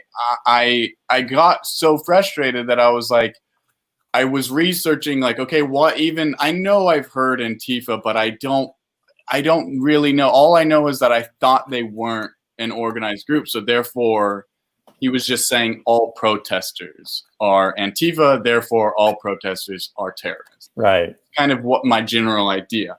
And the more I read into it, the more I found from my limited research is that it is, quite frankly, not necessarily an organized specifically group. So therefore, there is no, I nearly said doctrine, but I guess manifesto is what I meant to say. And that this is not anything that could be classified as a terrorism. The only thing it can be classified as maybe groups of people are organizing and causing violence in the name of something. And that's probably not great. I mean, I'm not going to sit here and condone violence. I will sit here and understand how violence happens and how that can create change and all of that. But to me, I was like, this is insane. And I wanted to do something about it. And I wanted to be provocative because he was provocative. Maybe I don't need to match said provocative nature. I think it's allowed. What was the meme, if you don't mind me asking? Yes, you are, and I will, and I want. It was a picture of a butt that said Antifa on it. It was a butt. So my thoughts were, Antifa is anyone who is against fascism. That is quite frankly what Antifa, just like anyone who subscribes to American politics is loves that it's a democracy. You live in a democratic nation, so you're democracy. Although that's a bad example because then that sounds like you're Democrat. But anyway, what I'm saying is that if you're against Nazis, you're officially Antifa, and that's what I took. That's what I thought Antifa means. And so I was like, who is the worst example or the opposite of what could be young people in the streets causing harm because they're young and wanting to be violent is, and also hate Nazis are people who survived the Holocaust. And I made a sarcastic and very provocative, satirical paragraph writing about how we should kick out and get rid of all the terrorists, these Antifa terrorists. And if you have a problem with figuring out who exactly is Antifa, they've been getting all of these really tacky tattoos. Just look on their arm. There's a series of numbers you'll be able to see. Also, they're really old and should be dead anyway. So just report them to the president and he'll do his due diligence to get them out of this country. And then it was just image of, Holocaust survivor tattoos, and then said Antifa tattoos or something. And the choice to use images from real Holocaust survivors, it was just their arm. You couldn't see who it was or anything, but that is a triggering image. And I realized that was not okay, but at the same time, that was the point of said content. Was to be kind of triggering in a way, to be like, if this president, this human is equating the atrocities of Nazis to, and hating that to terrorism, we need to talk about this. This is a conversation starter. Actually, I think I remember seeing this now that you mention it, and I think that I'll just real talk. I think that's apologies for asking this up. This isn't an insensitive question, but are you Jewish, or do you have Jewish heritage? Or okay, got it. No. So I think that I saw that. I didn't comment on it, but I think that one of the top comments was, I forget who it was, but it was a friend of mine who basically was like, my grandmother was in the Holocaust. It's really offensive to see that kind of thing. It's triggering to me personally. And I think that where I kind of sit on stuff like that is, it's like, one of the reasons I made that short film, I'm Native American. I'm an enrolled member of the Cowlitz Indian tribe, grew up in the Tulalip Reservation, wearing a shirt from Urban Native Era, cool native streetwear brand called You Are on Native Land. That's the side I'm pointing at. I got a dream catcher over there that my mom made because she's super native. We're not Lakotas do dream catchers. We're not dream catcher people, so don't tell Lakota people my mom did that. But I think that I've been in situations where people have used Native American genocide or something like that as a joke or a satirical thing to make a point about some other thing. And then when Native people call those people out, or I will, have conversations with those people, they'll say, no, it was a joke, or no, I was making a point about XYZ. And then, me and my friends are more on the side of yeah, but understand that what you did makes this specific group of people that wasn't your target feel real shitty. Mm-hmm. So, I guess that's kind of looking at your post, that's kind of where I sat on that, where I was like, oh yeah, if I was in that position, I would have backed down the second that I saw that people whose relatives were in the Holocaust were offended by that, because they're probably not your targets, right? Yeah. I think that, specifically, I posted, there was a thing a couple weeks ago, which, in quarantine might as well have been 10 years ago, Yes. when like it was people kind of dug up that Jimmy Fallon wore blackface on SNL in like 2002 or whatever, and you know there was a big uproar about it, and I tweeted something to the effect of like I tweeted like the picture of Will Ferrell from 6 months ago when he was in red face for his Thanksgiving sketch on SNL, and basically said like, wow, everybody that's really mad about Jimmy Fallon wearing red face in 2002 should hopefully be equally mad about Will Ferrell wearing red face and doing a stoic native accent 6 months ago on SNL. And like, I feel like when I was doing that, I felt like I was making a clear point of like, oh, it's like, you know, native racism and like that should also be something that offends people, especially recent native racism. And a lot of people kind of replied to that tweet, basically. By a lot, I mean like a couple people replied to that tweet saying something to the effect of like, you know, am I like this was 3 days after, you know, George Floyd unfortunately passed, or, you know, tragically passed away. And, you know, like there were a lot of posts that were like, you're, by doing this, by trying to like divert attention from, you know, like transgressions against Black people toward Native people, you're directly speaking over like a movement that's really powerful, right? That's really important right now, and that like something that we need to deal with right now. And like, you know, I looked at that and it kind of made me think like, oh yeah, this is probably like my target with that was like, but the point I was trying to make is that like racism against Natives is bad too. But it's like in that situation for me, it felt like, oh, am I doing like oppression Olympics, or am I?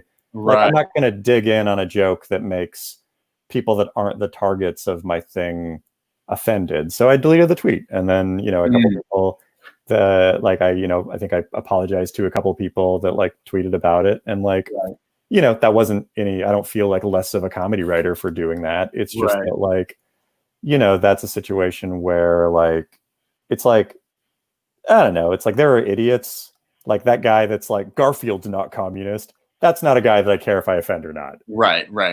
But if it's like a race thing, or like or you know, a marginalized group thing, that's something where I'm going to be like, oh, that's not maybe that's not a line that I should dig my heels in on, you know? Right. Totally. Also, you know, you talk about targets. The guy who said Garfield's not a communist, that's probably the dude. That's exactly the dude you were targeting. Yeah. For that, with that meme. So. Yeah, honestly, yeah. I mean, now that I think about it, and that is something that I've thought about, like, you know, just a little bit over the past day of like, why did I make that? why did I spend $100 on Antifa Garfield? My initial thought was it was funny, but then it's like you go into the comedy writer brain of like, why is it funny? Right. And then it's like, oh, I guess that like what's funny about that to me is that like it's satire of people that will try to claim that fictional characters agree with their viewpoint. Yeah. So it's like, you know, like Calvin from Calvin and Hobbes peeing on like the Antifa star or logo or whatever. Right.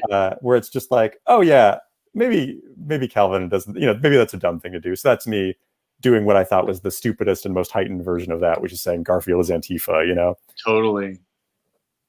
But I don't know, does that stuff with like the Jewish tattoo, does that make sense, or does that? Oh, totally. And I was going through that in my mind, being like, and what I guess what I was when I meant by bringing that up was that I was very, very aware right after I posted, and I started getting a lot of comments, you know, both like, what do you mean by this? What are your intentions? Like, you wrote it to be very pro-Trump and anti-Antifa.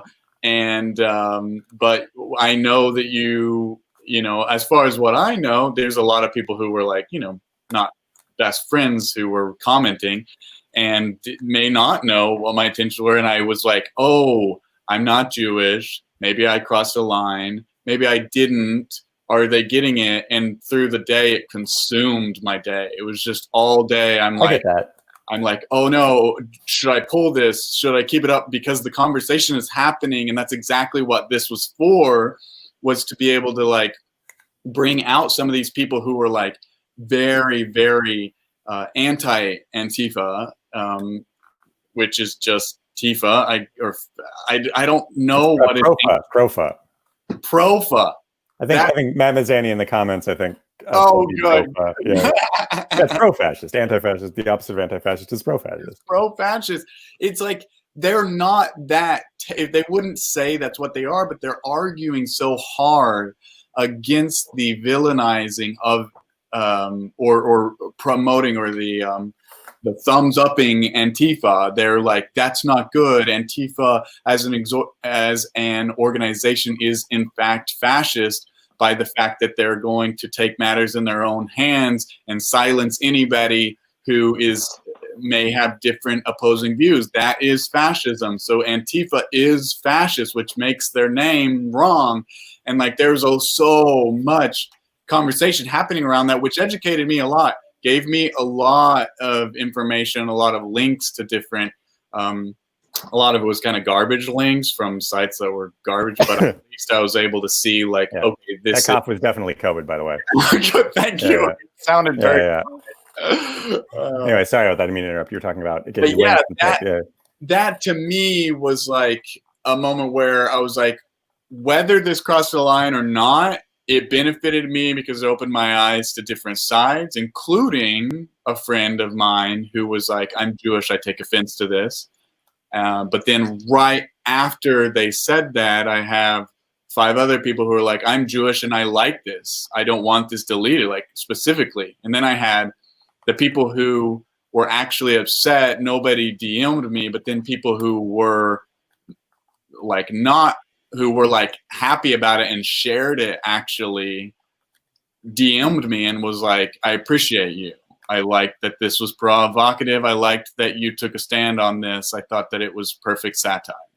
And then that made me be like, well, I need to reach out to these people who I did offend. And the people who I reached out to specifically, like very first one was like, oh, I just thought that I didn't know you were being satirical. I thought you were actually being like, all hail Trump, send the Jewish people to him. He'll get rid of them, like. And I was like, oh, no, I thought we knew each other better than that.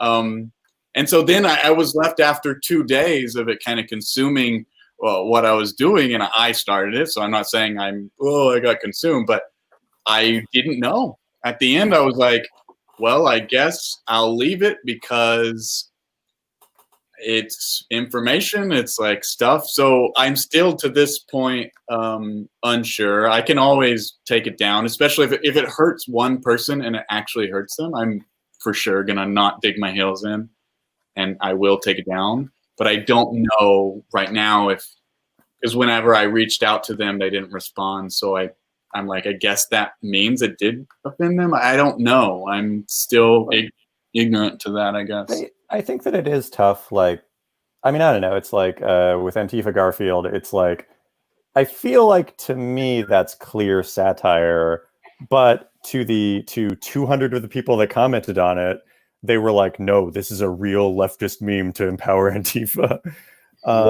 Right. But my animated short film telling people you're Native American when you're not Native is like telling a bear you're a bear when you're not a bear. We all know the name. It rolls off the tongue. Yes. That's something that I've like the kernel of inspiration for that was a couple of my friends were posting. This was probably like late 2018. We're posting about a protest against the Washington D.C. NFL team, whose name you can guess. People are talking about it now. Yes, and still to this day. Yeah. But it's like a couple of my friends were posting about a protest against the team that was going to happen in Los Angeles. And somebody commented on the post something to the effect of, hey guys, I just got my DNA test in the mail and it says that I'm 5% Indian. And I think the team name is fine. So everybody lay off. What? And that's something that I see a lot with like Native discourse where like people that are like, it's like my great-great-grandmother was a mystical Cherokee princess. And it's like, one, your grandmother is not real. That's not a real thing, Yeah. And then they'll think that because of that they can all of a sudden speak for all natives. So the short was basically like specifically aimed at like people like that like are maybe speaking on something that they should not be speaking on.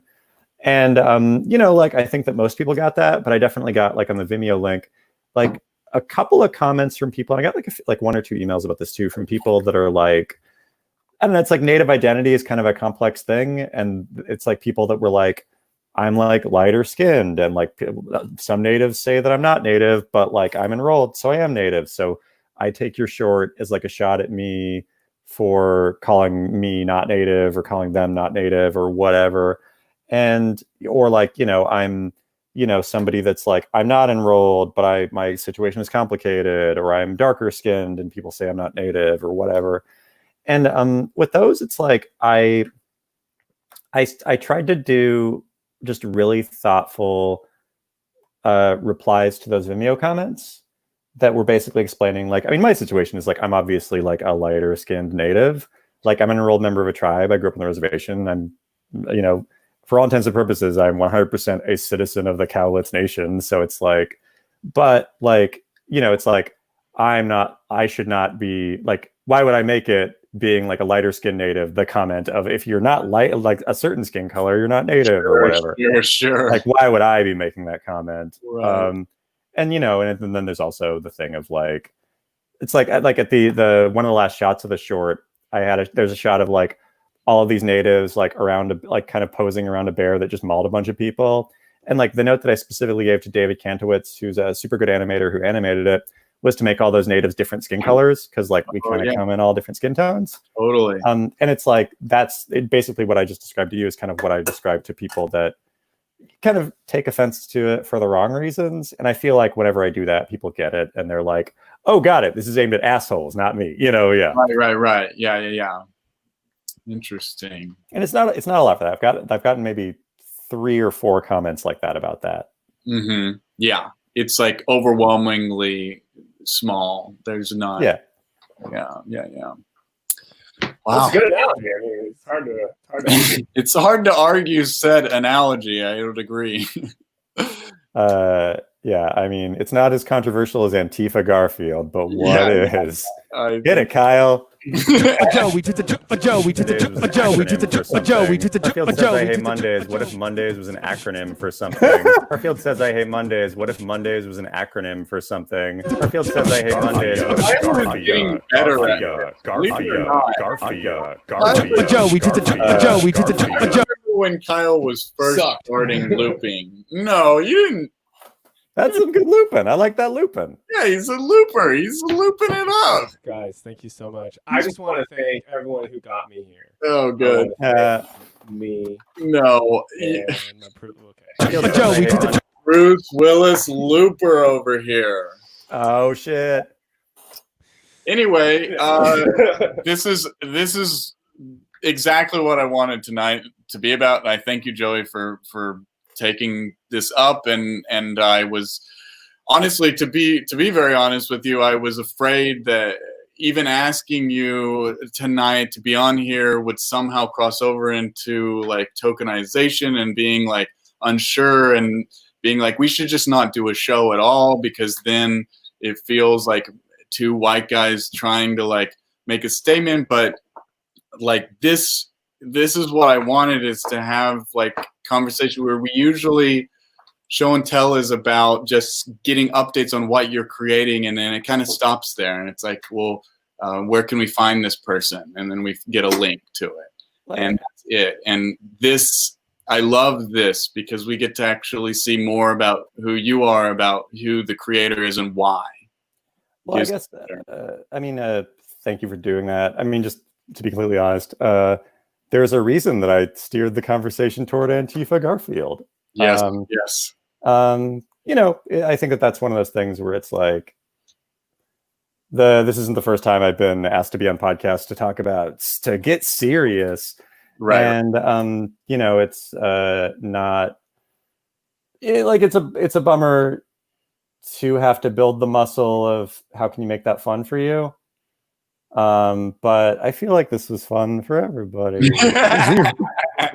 We never know. I mean, the thing for me, I mean, you can have fun anytime with like video games and Netflix and creating and whatever, but you know, in these moments, the more important thing is to jump on these conversations when these conversations are something that more people are more inclined. People are more inclined to listen to these conversations now because it's what everyone's talking about. Does that make sense? But I guess I would. My challenge to the two of you is to don't be afraid to invite members of marginalized groups back for fun episodes.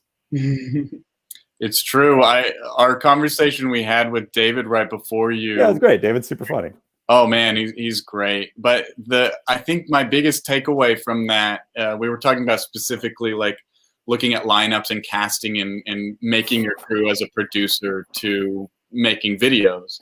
And his is a submission-based show that he runs, and where ours is as well. And I've definitely rested on my laurels of being like, well, if we don't have diversity, it's whoever's diverse's fault because it's all submission based. And if somebody comes at me, I'm going to get defensive.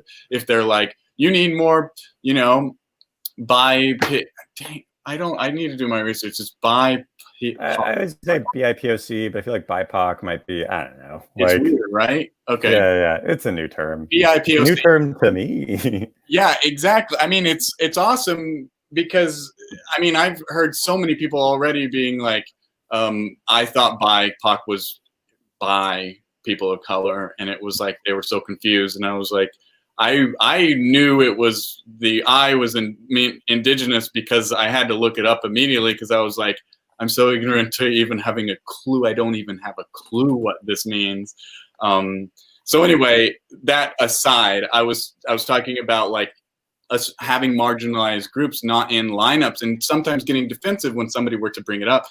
But when David was talking about in his lineup, he was like, it's a conscious effort to like reach out to people who are in marginalized group, because even if you are aware of it or not, your thing might not seem inviting to have them there. Well, that's I think that's like, it's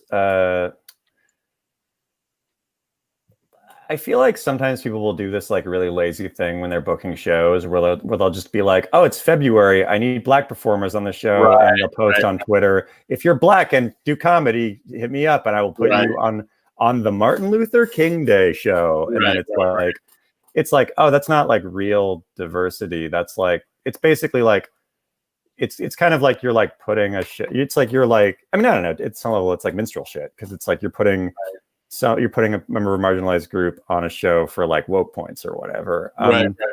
I mean, that feels more like the definition of tokenization. If it's on the day of a certain thing, and this is the or like specific times. It's like, I think I saw like, there was this, I forget her name, but she's like a London-based comic that posted on Twitter something to the effect of the week that George Floyd protests really started, that she usually gets booked on this like BBC quiz show, like a chat show, or she's been booked on it a few times. They had like an all-white lineup that week, and they booted one of the white guests and put her on the show. And she doing the show, it's like there was definitely a moment where it's just like, hey, wow, like, I mean, tell us how you feel about these protests. Right. And it's like, her tweet was to say that she is thankful for the opportunities to do the show, but she is never going to do the show again unless there is another Black person either behind the scenes or in front of the camera on the show. Right. And I think that there is something to like when you put members of marginalized groups on shows, like if I was brought on a show that's never brought me on before, specifically because like the Washington DC NFL team's name changed or whatever, right. I would feel like, oh, there's going to be a moment in the show where I'm like not supposed to be a comedian, where I'm supposed to be like, wow, like specifically you, Joey Clift, must really think this is cool. How do you feel about this? Yeah. And that's just like you're putting that person in a position to not be a comedian. You're putting them in a position to be a teacher, and that's like not fun. Right. So yeah, I would just say that like it's important to have conversations like this, but like, yeah, I mean, also like BIPOC people can be funny not just when there are national tragedies happening, and they can be on shows not just to have serious conversations about whatever, Totally. I love that. And I mean, it's crazy for you because you're work spans not just Garfield memes or shorts that are activism in a certain way, comedy activism, but like you're in the middle of making a huge project, making music, and you're a writer for all sorts of different things, and you've got your hands in so many different things. It's like, I mean, we could bring you on every day this week talking about a different medium that you're involved in. No, you only get one. You only get one. We can only talk about one. Joey. Joey's got high standards, baby. Joey. I was just talking to my girlfriend about your Sufjan Stevens project, and I was like, she got like kind of defensive of Sufjan because cool. she liked him so much. I was like, no, like he's helping him finish the project that he quit. Yeah, no, he's a coward and he quit. And I was like, I got to pick up the football that he so clearly fumbled. Yes, exactly. And I was like, nah, I don't think so. And then I played one of your songs and I was like, this is a jam. This is straight up a jam, and you know it. And this is a great thing that is happening. No, thank you. I appreciate that. Well, that's a good example of like, I think,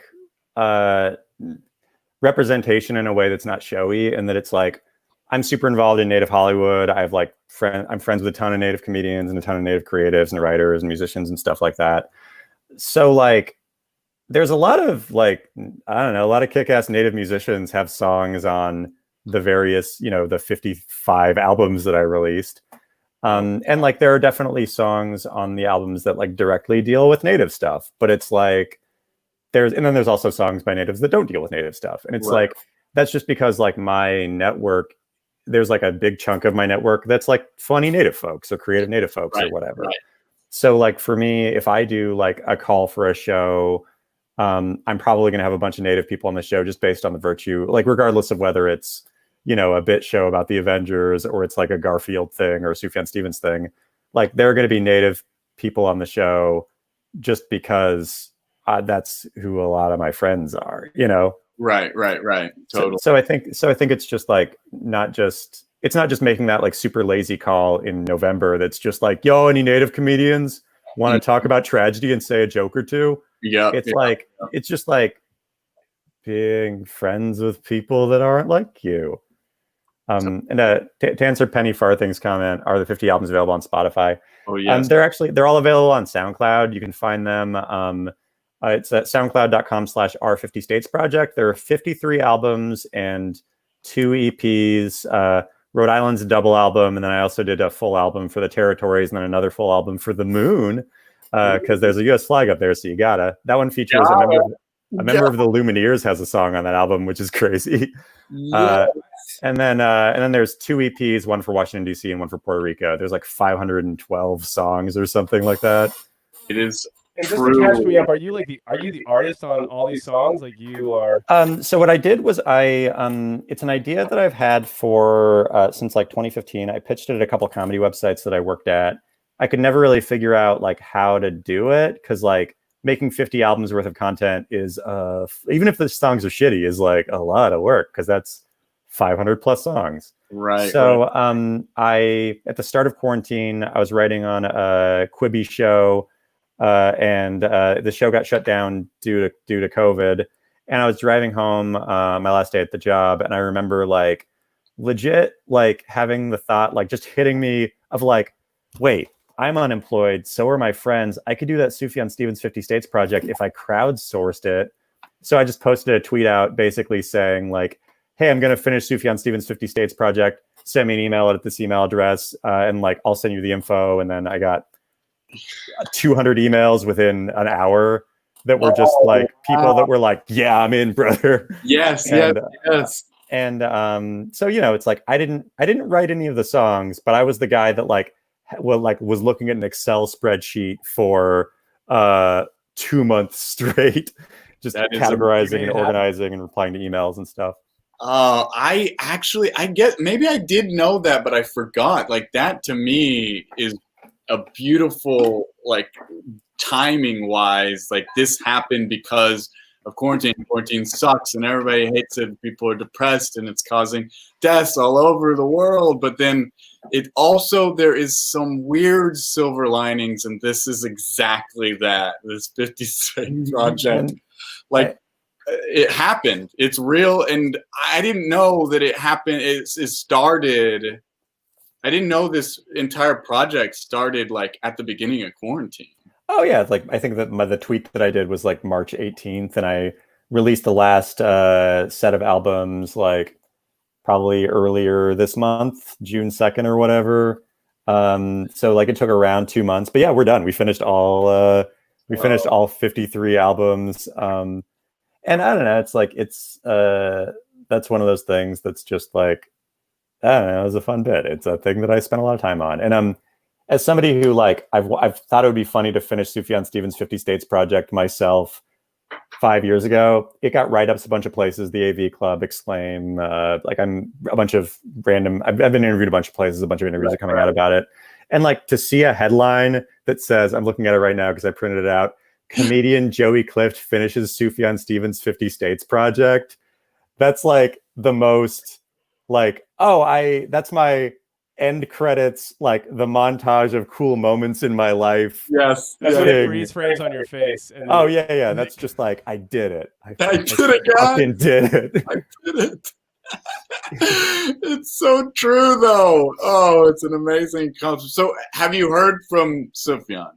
I have not heard from Sufjan yet.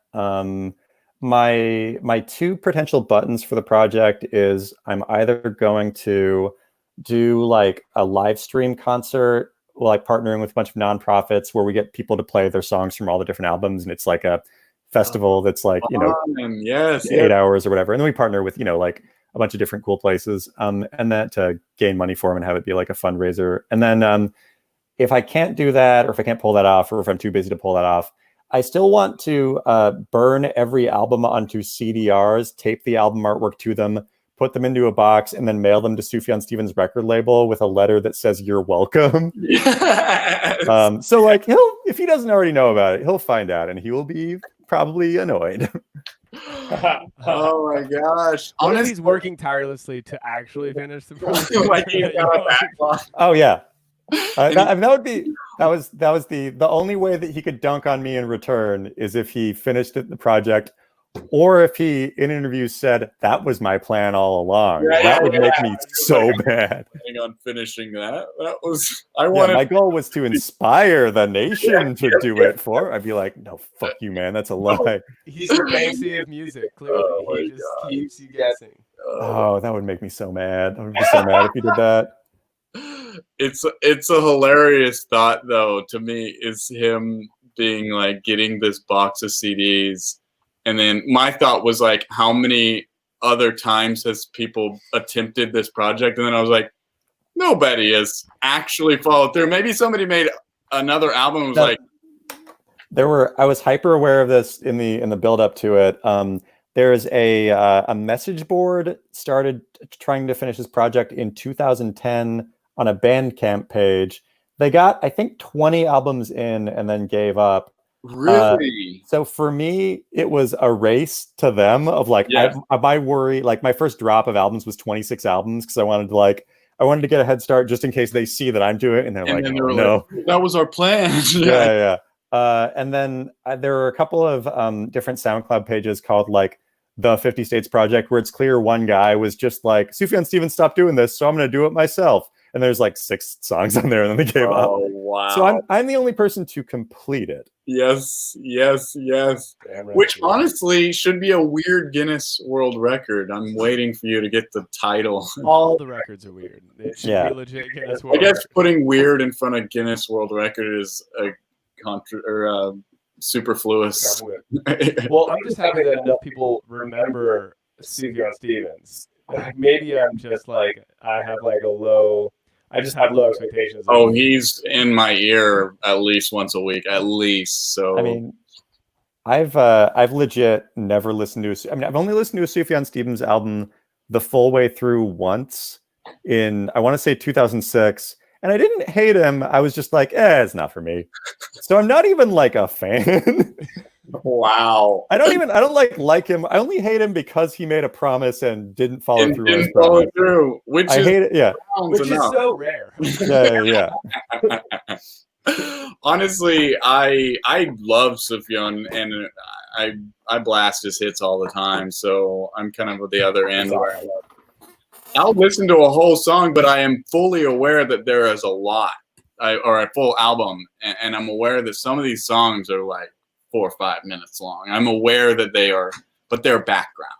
They're not. Right. They're always background. No, not some of them are. Some of them are. There's one song you did that was like the last track of All Delighted People, and it was like 18 minutes. And so, of course, like in college, I was like a control freak. So I cut the MP3 up into 3 different sections. No. And then I labeled it like it was called Impossible. So I was like Impossible 1, Impossible. So like so it was kind of worked out perfectly because I'm like, I want to hear Impossible 2, like the 6-minute 30-second mark of the song where this part starts, and then it's my jam for working out that day. Wow. And did I give up on doing that with all my songs? Yes. Am I better for it? Yes. Good. Yeah, taught you how to do loops, right? Yeah. Mess that one up. Yeah, that was good. I like it. Wins again. Wins again. Oh my gosh. Well, Joey, this has been an all-time pleasure. Thank you for coming on to this podcast. Yeah, thanks for. Oh wait, this is a podcast. It is now, baby. Oh, geez. Wow. I definitely, this idea we created during quarantine because it was like, oh, we can't meet in a group. That's what show and tell is. It's a deadline for us to meet together and screen a film and then get feedback on it and then hang out and like catch up and like talk happen after show and tell. Like all these conversations I got to have with friends or people I just met at show and tell were happening. And it was this concentrated time where I got to be like, play almost like speed dating, but with like friends who also make comedy videos. And I love that. That's like my favorite thing to do every month. And I sometimes will leave the show and tell. It'll be, 1, 2, 3 a.m. whenever people finally go home. And I'm like, I didn't actually get to talk with half or more than half of the filmmakers. And like, I was very excited to have a conversation about their work and be like, what were some things that like you had you please extrapolate on what you had like a little window to tell in the tell portion of show and tell in front of everybody. I want to hear the longer story and being like, I need to get a podcast going. I need to do something where like maybe the day after show and tell, I call them up and we do like a podcast on the phone or well, anyway, never happened because I had a lot of things I was doing. And then quarantine happened and I was like, well, let's try a digital version of show and tell. And then it kind of just ended up turning into like, we're not screening videos really at all. We've only done it twice. So this is the 3rd time. And we kind of found that like the conversation between the filmmaker is becoming so much more fun and fulfilling to both parties. And I was like, this is like the podcast I was thinking we should be doing. So hopefully if we, start doing show and tell, we'll also make this an addition to the screening spectacular. This is our accidental podcast. I never thought okay, I was about to say, like, is this going to get released or does this die the second it's over? Right now, we leave it on our YouTube and Facebook, but if you got it. To edit anything out or whatever, you just let us know. You could we promised up top that there was 30 minutes. It was just going to be 30 minutes of loops. We did. So if you could just like edit my interview so it's just a loop of us dancing to Joey, Joey. Right. Get rid of all the content, just Joey dancing for 30 minutes. I would appreciate that a ton. It will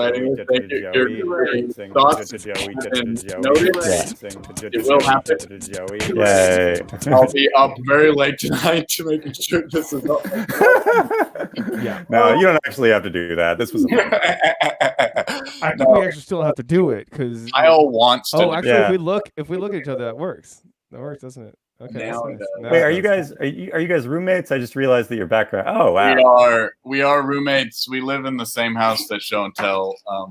Got it. Happens in. So this is the living room that we've tried to turn into. Well, it's weird because I'm also here. No, Joey,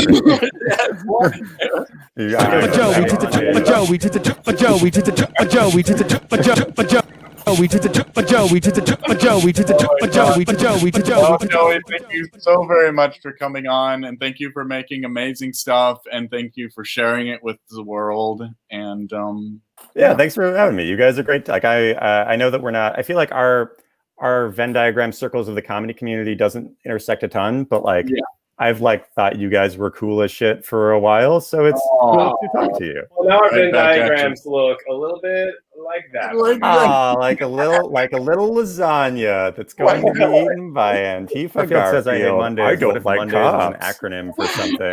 Garfield says I hate Mondays. What if Mondays was an acronym for something? Garfield says I hate Mondays. What if Mondays was an acronym for something? Garfield says I hate Mondays. Line of dialogue. You have to have a beat behind it, otherwise it's just. Garfield says I hate Mondays.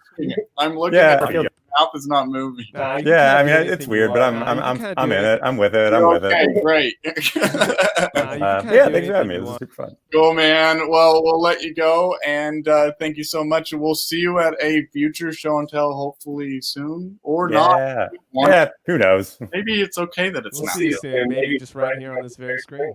Yeah. Again. All right, we'll see you online. Follow me on Twitter, Joey Tainman. Bye. Oh, yes. Antifa Garfield. Check out Antifa Garfield. Wait. Your handle is this is your Instagram. Is this also your Twitter handle? Yeah, my Instagram is Joey Clift with like 5 or 6 eyes. I don't know. Right. My Twitter is Joey Tainment. You can go on my Twitter, Instagram to check out the meme that's sweeping the nation, Antifa Garfield. And then you can check out the Sufjan Stevens thing at r50statesproject.com. Listen to 500 songs about every U.S. state. I'm going to start streaming that tomorrow just so I can get through the whole thing.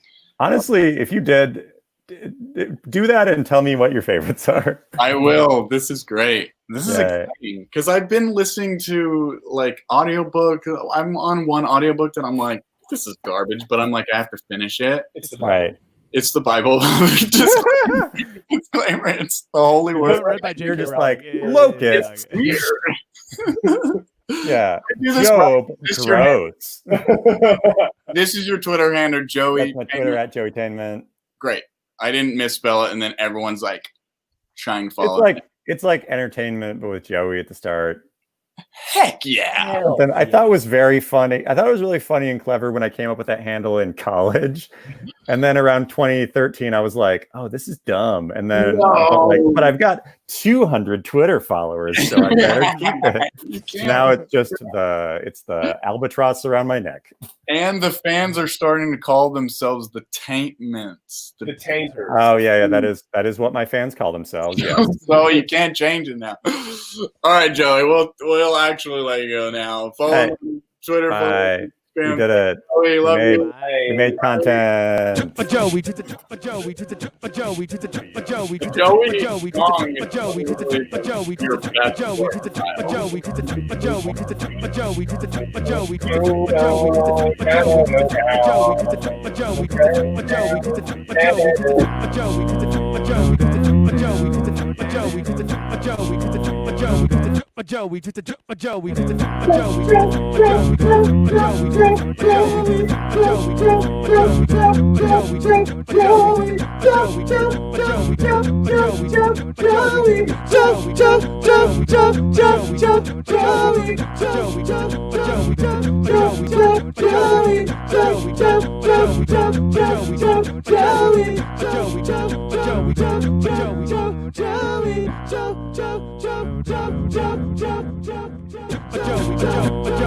All right.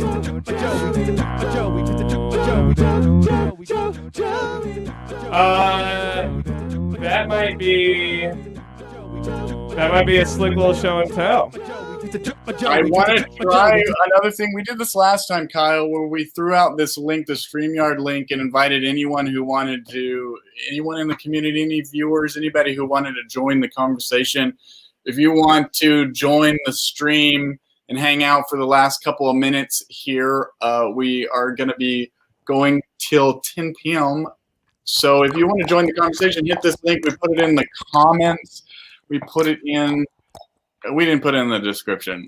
We didn't put it in the bio because there is no bio to even put it in. But if you want to join in, you can click that link and we'll loop you in here. And if not, then we're going to hang out and Kyle's going to loop. And I might like fix my mustache. Here we go. Oh, God. There we go. Now we're looking special. Kyle, make a sick, nasty beat that would inspire somebody to jump in and join the conversation. You don't have to. People don't have to join the conversation. I will throw that out there.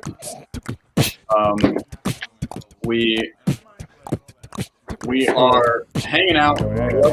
Thank you to Joey. Thank you to David for joining in on the stream and for being amazing content creators. We get to hear a little more about their content. And, oh my word! Look who it is, people. Steve, Gary, the celebrity, Dave Getzel is here, ladies and gentlemen. Hey, Dave Getzel. Hey, how's it going? Oh, it's a Getzel. Dave Getzel, it's always great to see your beautiful face. Thank you for joining in the stream. Yeah. What are you up to? Your hair's growing back. Oh yeah, I know. I shaved it right when we started quarantine, and now it's back to where it was when I started. It's crazy how life. It's crazy finds how a way. life hair grows like carrot goes. Crazy how it goes and crazy how it grows like crazy how it goes and You're back to work now. You're going back to work to Sony, yeah? No, I was going back to work for about a month in the middle of quarantine. They had me coming in for half a week, but then they laid me off.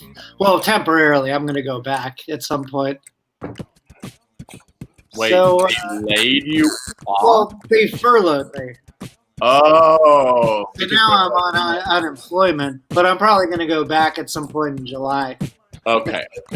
So now you have all this free time. Yeah. What are you picking up? What are you making right now? Well, I started to write a couple things. I haven't finished a script. It's hard. Like, I'll start to write a script, and I don't know. My mind doesn't finish it. Are you getting distracted, or are you just kind of like at that point where there's too much going on to... Well, it's like a combination of there being too much going on and too little going on, because, like, there's so much shitty weirdness in the world to think about. But then, like, I'm also, like, always just in my apartment.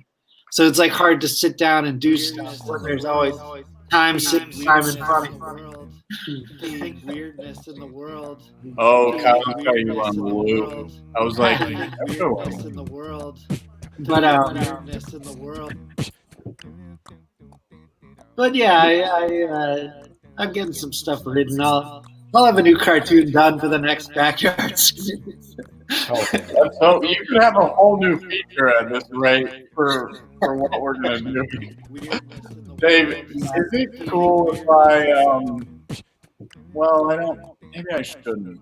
I wanted to share with these beautiful audience members something that I've been able to look up here in quarantine. Something I've been trying to figure out is if I should spend hours and hours learning how to 3D animate. That's what my new question is.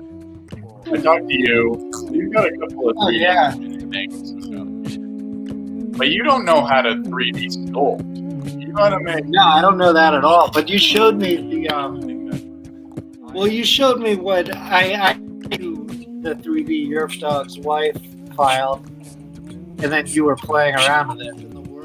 Yeah. I paid a guy from Fiverr to make that like 5 years ago. Now, can you imagine if we've got 3D Yerf Dog and 3D Yerf Dog's wife within the dimension of the Yerf Dog Adventures franchise? Now that's something. Oh yeah, we should make one of those movies like Alvin and the Chipmunks where like we're real people, but then Yerf Dog's there too. I think a better example would have been Garfield, since that's what we've been talking about for the last 20 minutes. right? Oh yeah, true. I never saw Garfield though. Did you see the live action Garfield? No. I did not. Neither did I did think not. they Did you did. see it? Is it good? Seth, did you? No, I Did haven't. you I haven't seen it. I was waiting for Kyle. He's the Garfield fanatic. I'm sure he's probably Bill. What's his name? Bill Murray. Murray. Bill Murray. Forgot his name. Bill Murray's in that. He plays Garfield. Yeah, they made 2 of them. Well, Yeah, well, they should make a 3rd one now, and it can be about how Garfield likes Antifa. Antifa. That honestly, that would be something else. I would go see that movie, Yeah. even though I didn't see the first 2. The things we wish we had in quarantine, I'd say. So what are we going to do with these 3D Yerp Dogs? I spent about an hour making this, fixing the 3D animation, putting the eyes in the right spot and stuff. And I was like, oh man, the learning curve on this is way too steep. I'm not going to be able to figure out how to put bones in these guys and animate them tonight. I thought maybe this will be something I do in the future, but I'm still working on a costume and trying to edit all my dumb videos. And Well, once you figure it out, we can make our Garfield feature about Yerp Dog. good. Then it's a deal. It's a deal, buddy. It's a deal. Anyway, I think that's our show. Thank you so much, Dave, for coming on. And Yeah, I just figured I'd stop by. I didn't have much to share. well, you know what? Sometimes not having much to share, besides your beautiful face, is enough to share because it's like lace. Yes, but I did enjoy the show. Oh, I had thanks donated for watching. Yeah. I'll donate to your Venmo. Are you satisfied with your song, Getzel? Kyle made a song. Oh yeah, that's not a very interesting song, really.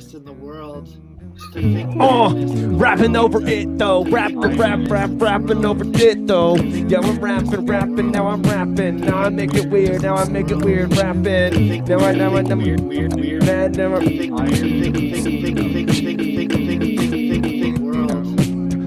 weirdness in the world.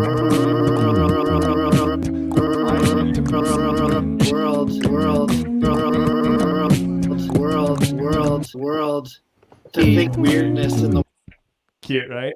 Do you like that, Dave? We can put that in Garfield 3, the Yerf Dog story. We're not None of the stopping credit this scenes. stream until Getzel likes a song that I make. Yeah, sure. I What's like your favorite brand of music? Yeah, sure. my favorite what? Style, brand, genre of muse. I think it's genre, not brand. What are we? What's your favorite brand? Snickers? Music? Like jingles? Yeah. Commercial jingles? He likes This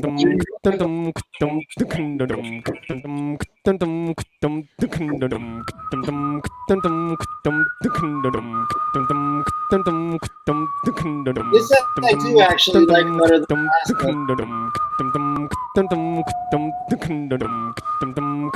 Hi, I'm here to tell you about Charmin wipes. Do you also have a dirty little bum? Try Charmin wipes. The only wipe that will allow you to make sure you know that your wipe is clean. That's right, the wipe is clean. Your bung is still dirty. Charmin wipes, they're here for you, baby, like Charmin wipes. They're here for you, baby, like Charmin wipes. What did you For say? you, baby, Were you just talking about the Charmin Bears? Was that you? like Charmin wipes. I think you did mention that a couple of times. Yeah, you talked about that in this very show, the Charmin Bears. It comes full circle, baby, full circle. So what do you think of that song, Getzel? That's good. I think they should use that for the Charmin Bears. Which I think is a great ad campaign because it's all based on that old saying about bear shitting in the woods.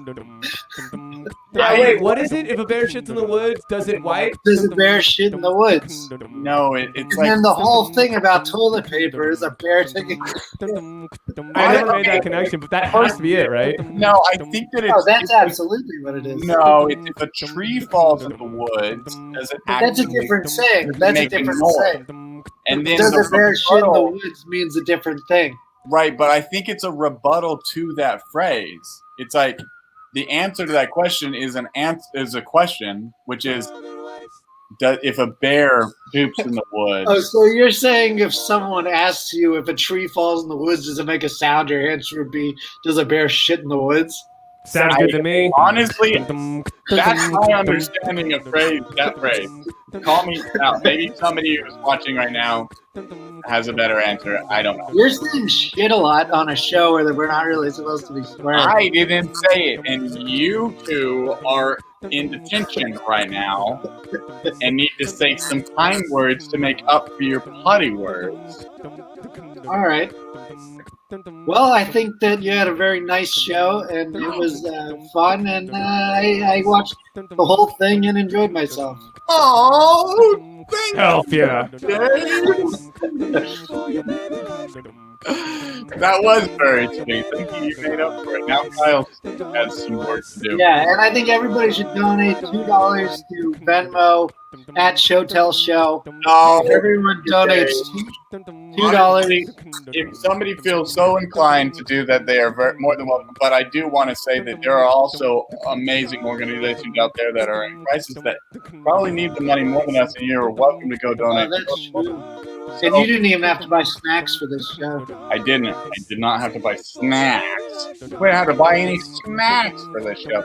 I do want to do, before we go off air, which we are 2 minutes overtime, but that's okay. We're in overtime. I wanted to show you this, Dave, and see if you or any of the viewers have had this issue with a type of filmmaking. It is an effect called slit scan. And it is what, like races, like any kind of horse race or NASCAR or whatever, they use this type of photography to be able to see the winner, right? And it is a slice of video, and then you extrapolate that, and it makes this really cool effect if it's within a video context. Anyway, I thought I would try this effect on a video very quickly. It was going to be like a throwaway idea. I was trying to make it. I had a deadline this last Wednesday.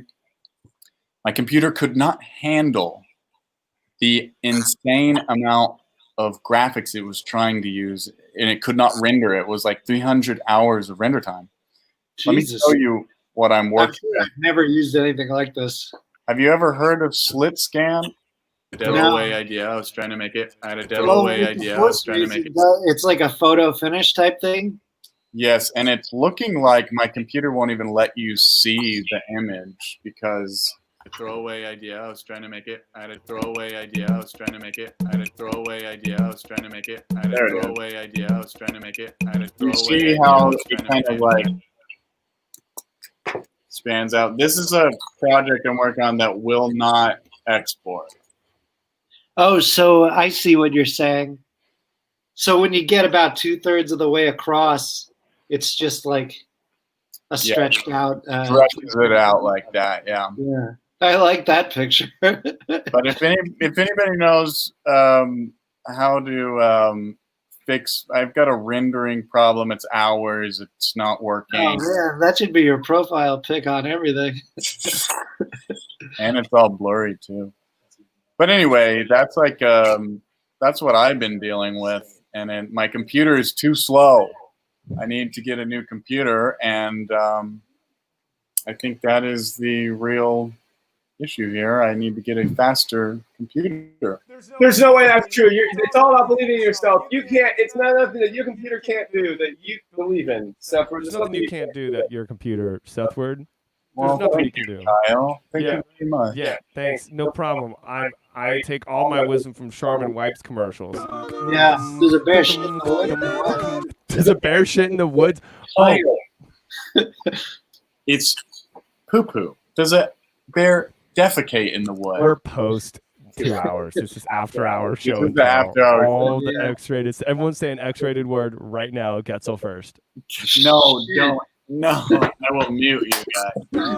All right, we're closing this up. Thank you so much for coming on and joining us today. Thank you, Kyle, for supplying us with those sick man TVs. Thank you to Joey Cliff for coming on and sharing his amazing NT Clarkville cartoon and the many other projects he's doing. Thank you to David Oyoya, who is making some awesome stuff and is the curator and creator of Short Round. Good shit. That's the name of the show. So I said that's the name of the show. And it's after hours, so it doesn't matter. Anyway, Kyle's gonna play us out with some sweet tunes. But thanks, Dave. Thanks for coming on. Thank you, guys. Wait, where are you going? I think you're gonna play us out. Oh, your computer broke. Maybe Kyle won't. Maybe this will end abruptly. But regardless, love you guys. Follow us. Subscribe to us on YouTube. Thank you, Dave, for coming out and being yourself. Bye, Dave. Bye, Kyle. Bye, everyone. Thank you for joining us. Oh, it's a Charmin Wipes time. A Charmin Wipes rhyme. Here's a Charmin Wipes rhyme. Oh yeah, Charmin rhymes all the time. Charmin Wipes instead of wipes. I sometimes mix up my R's and my W's. Oh, I sometimes mix up my R's and my W's. Yeah. Sometimes when I'm talking, I'll say refrigerator, and then I'll be like, no, it's a refrigerator, because Charmin Wipes, they're here for you, baby, like Charmin Wipes. They're here for you, baby, like Charmin Wipes. They're dum dum dum dum dum dum dum dum dum dum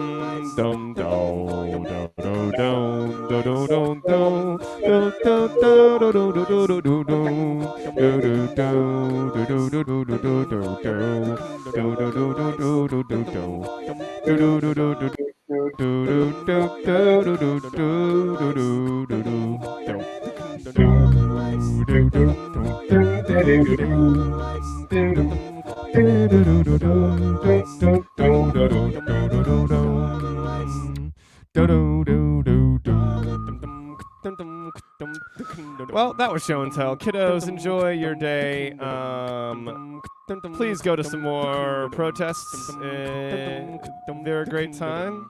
And please donate to all the proper causes. And we'll get through this. Okay, guys. Charmin Wipes.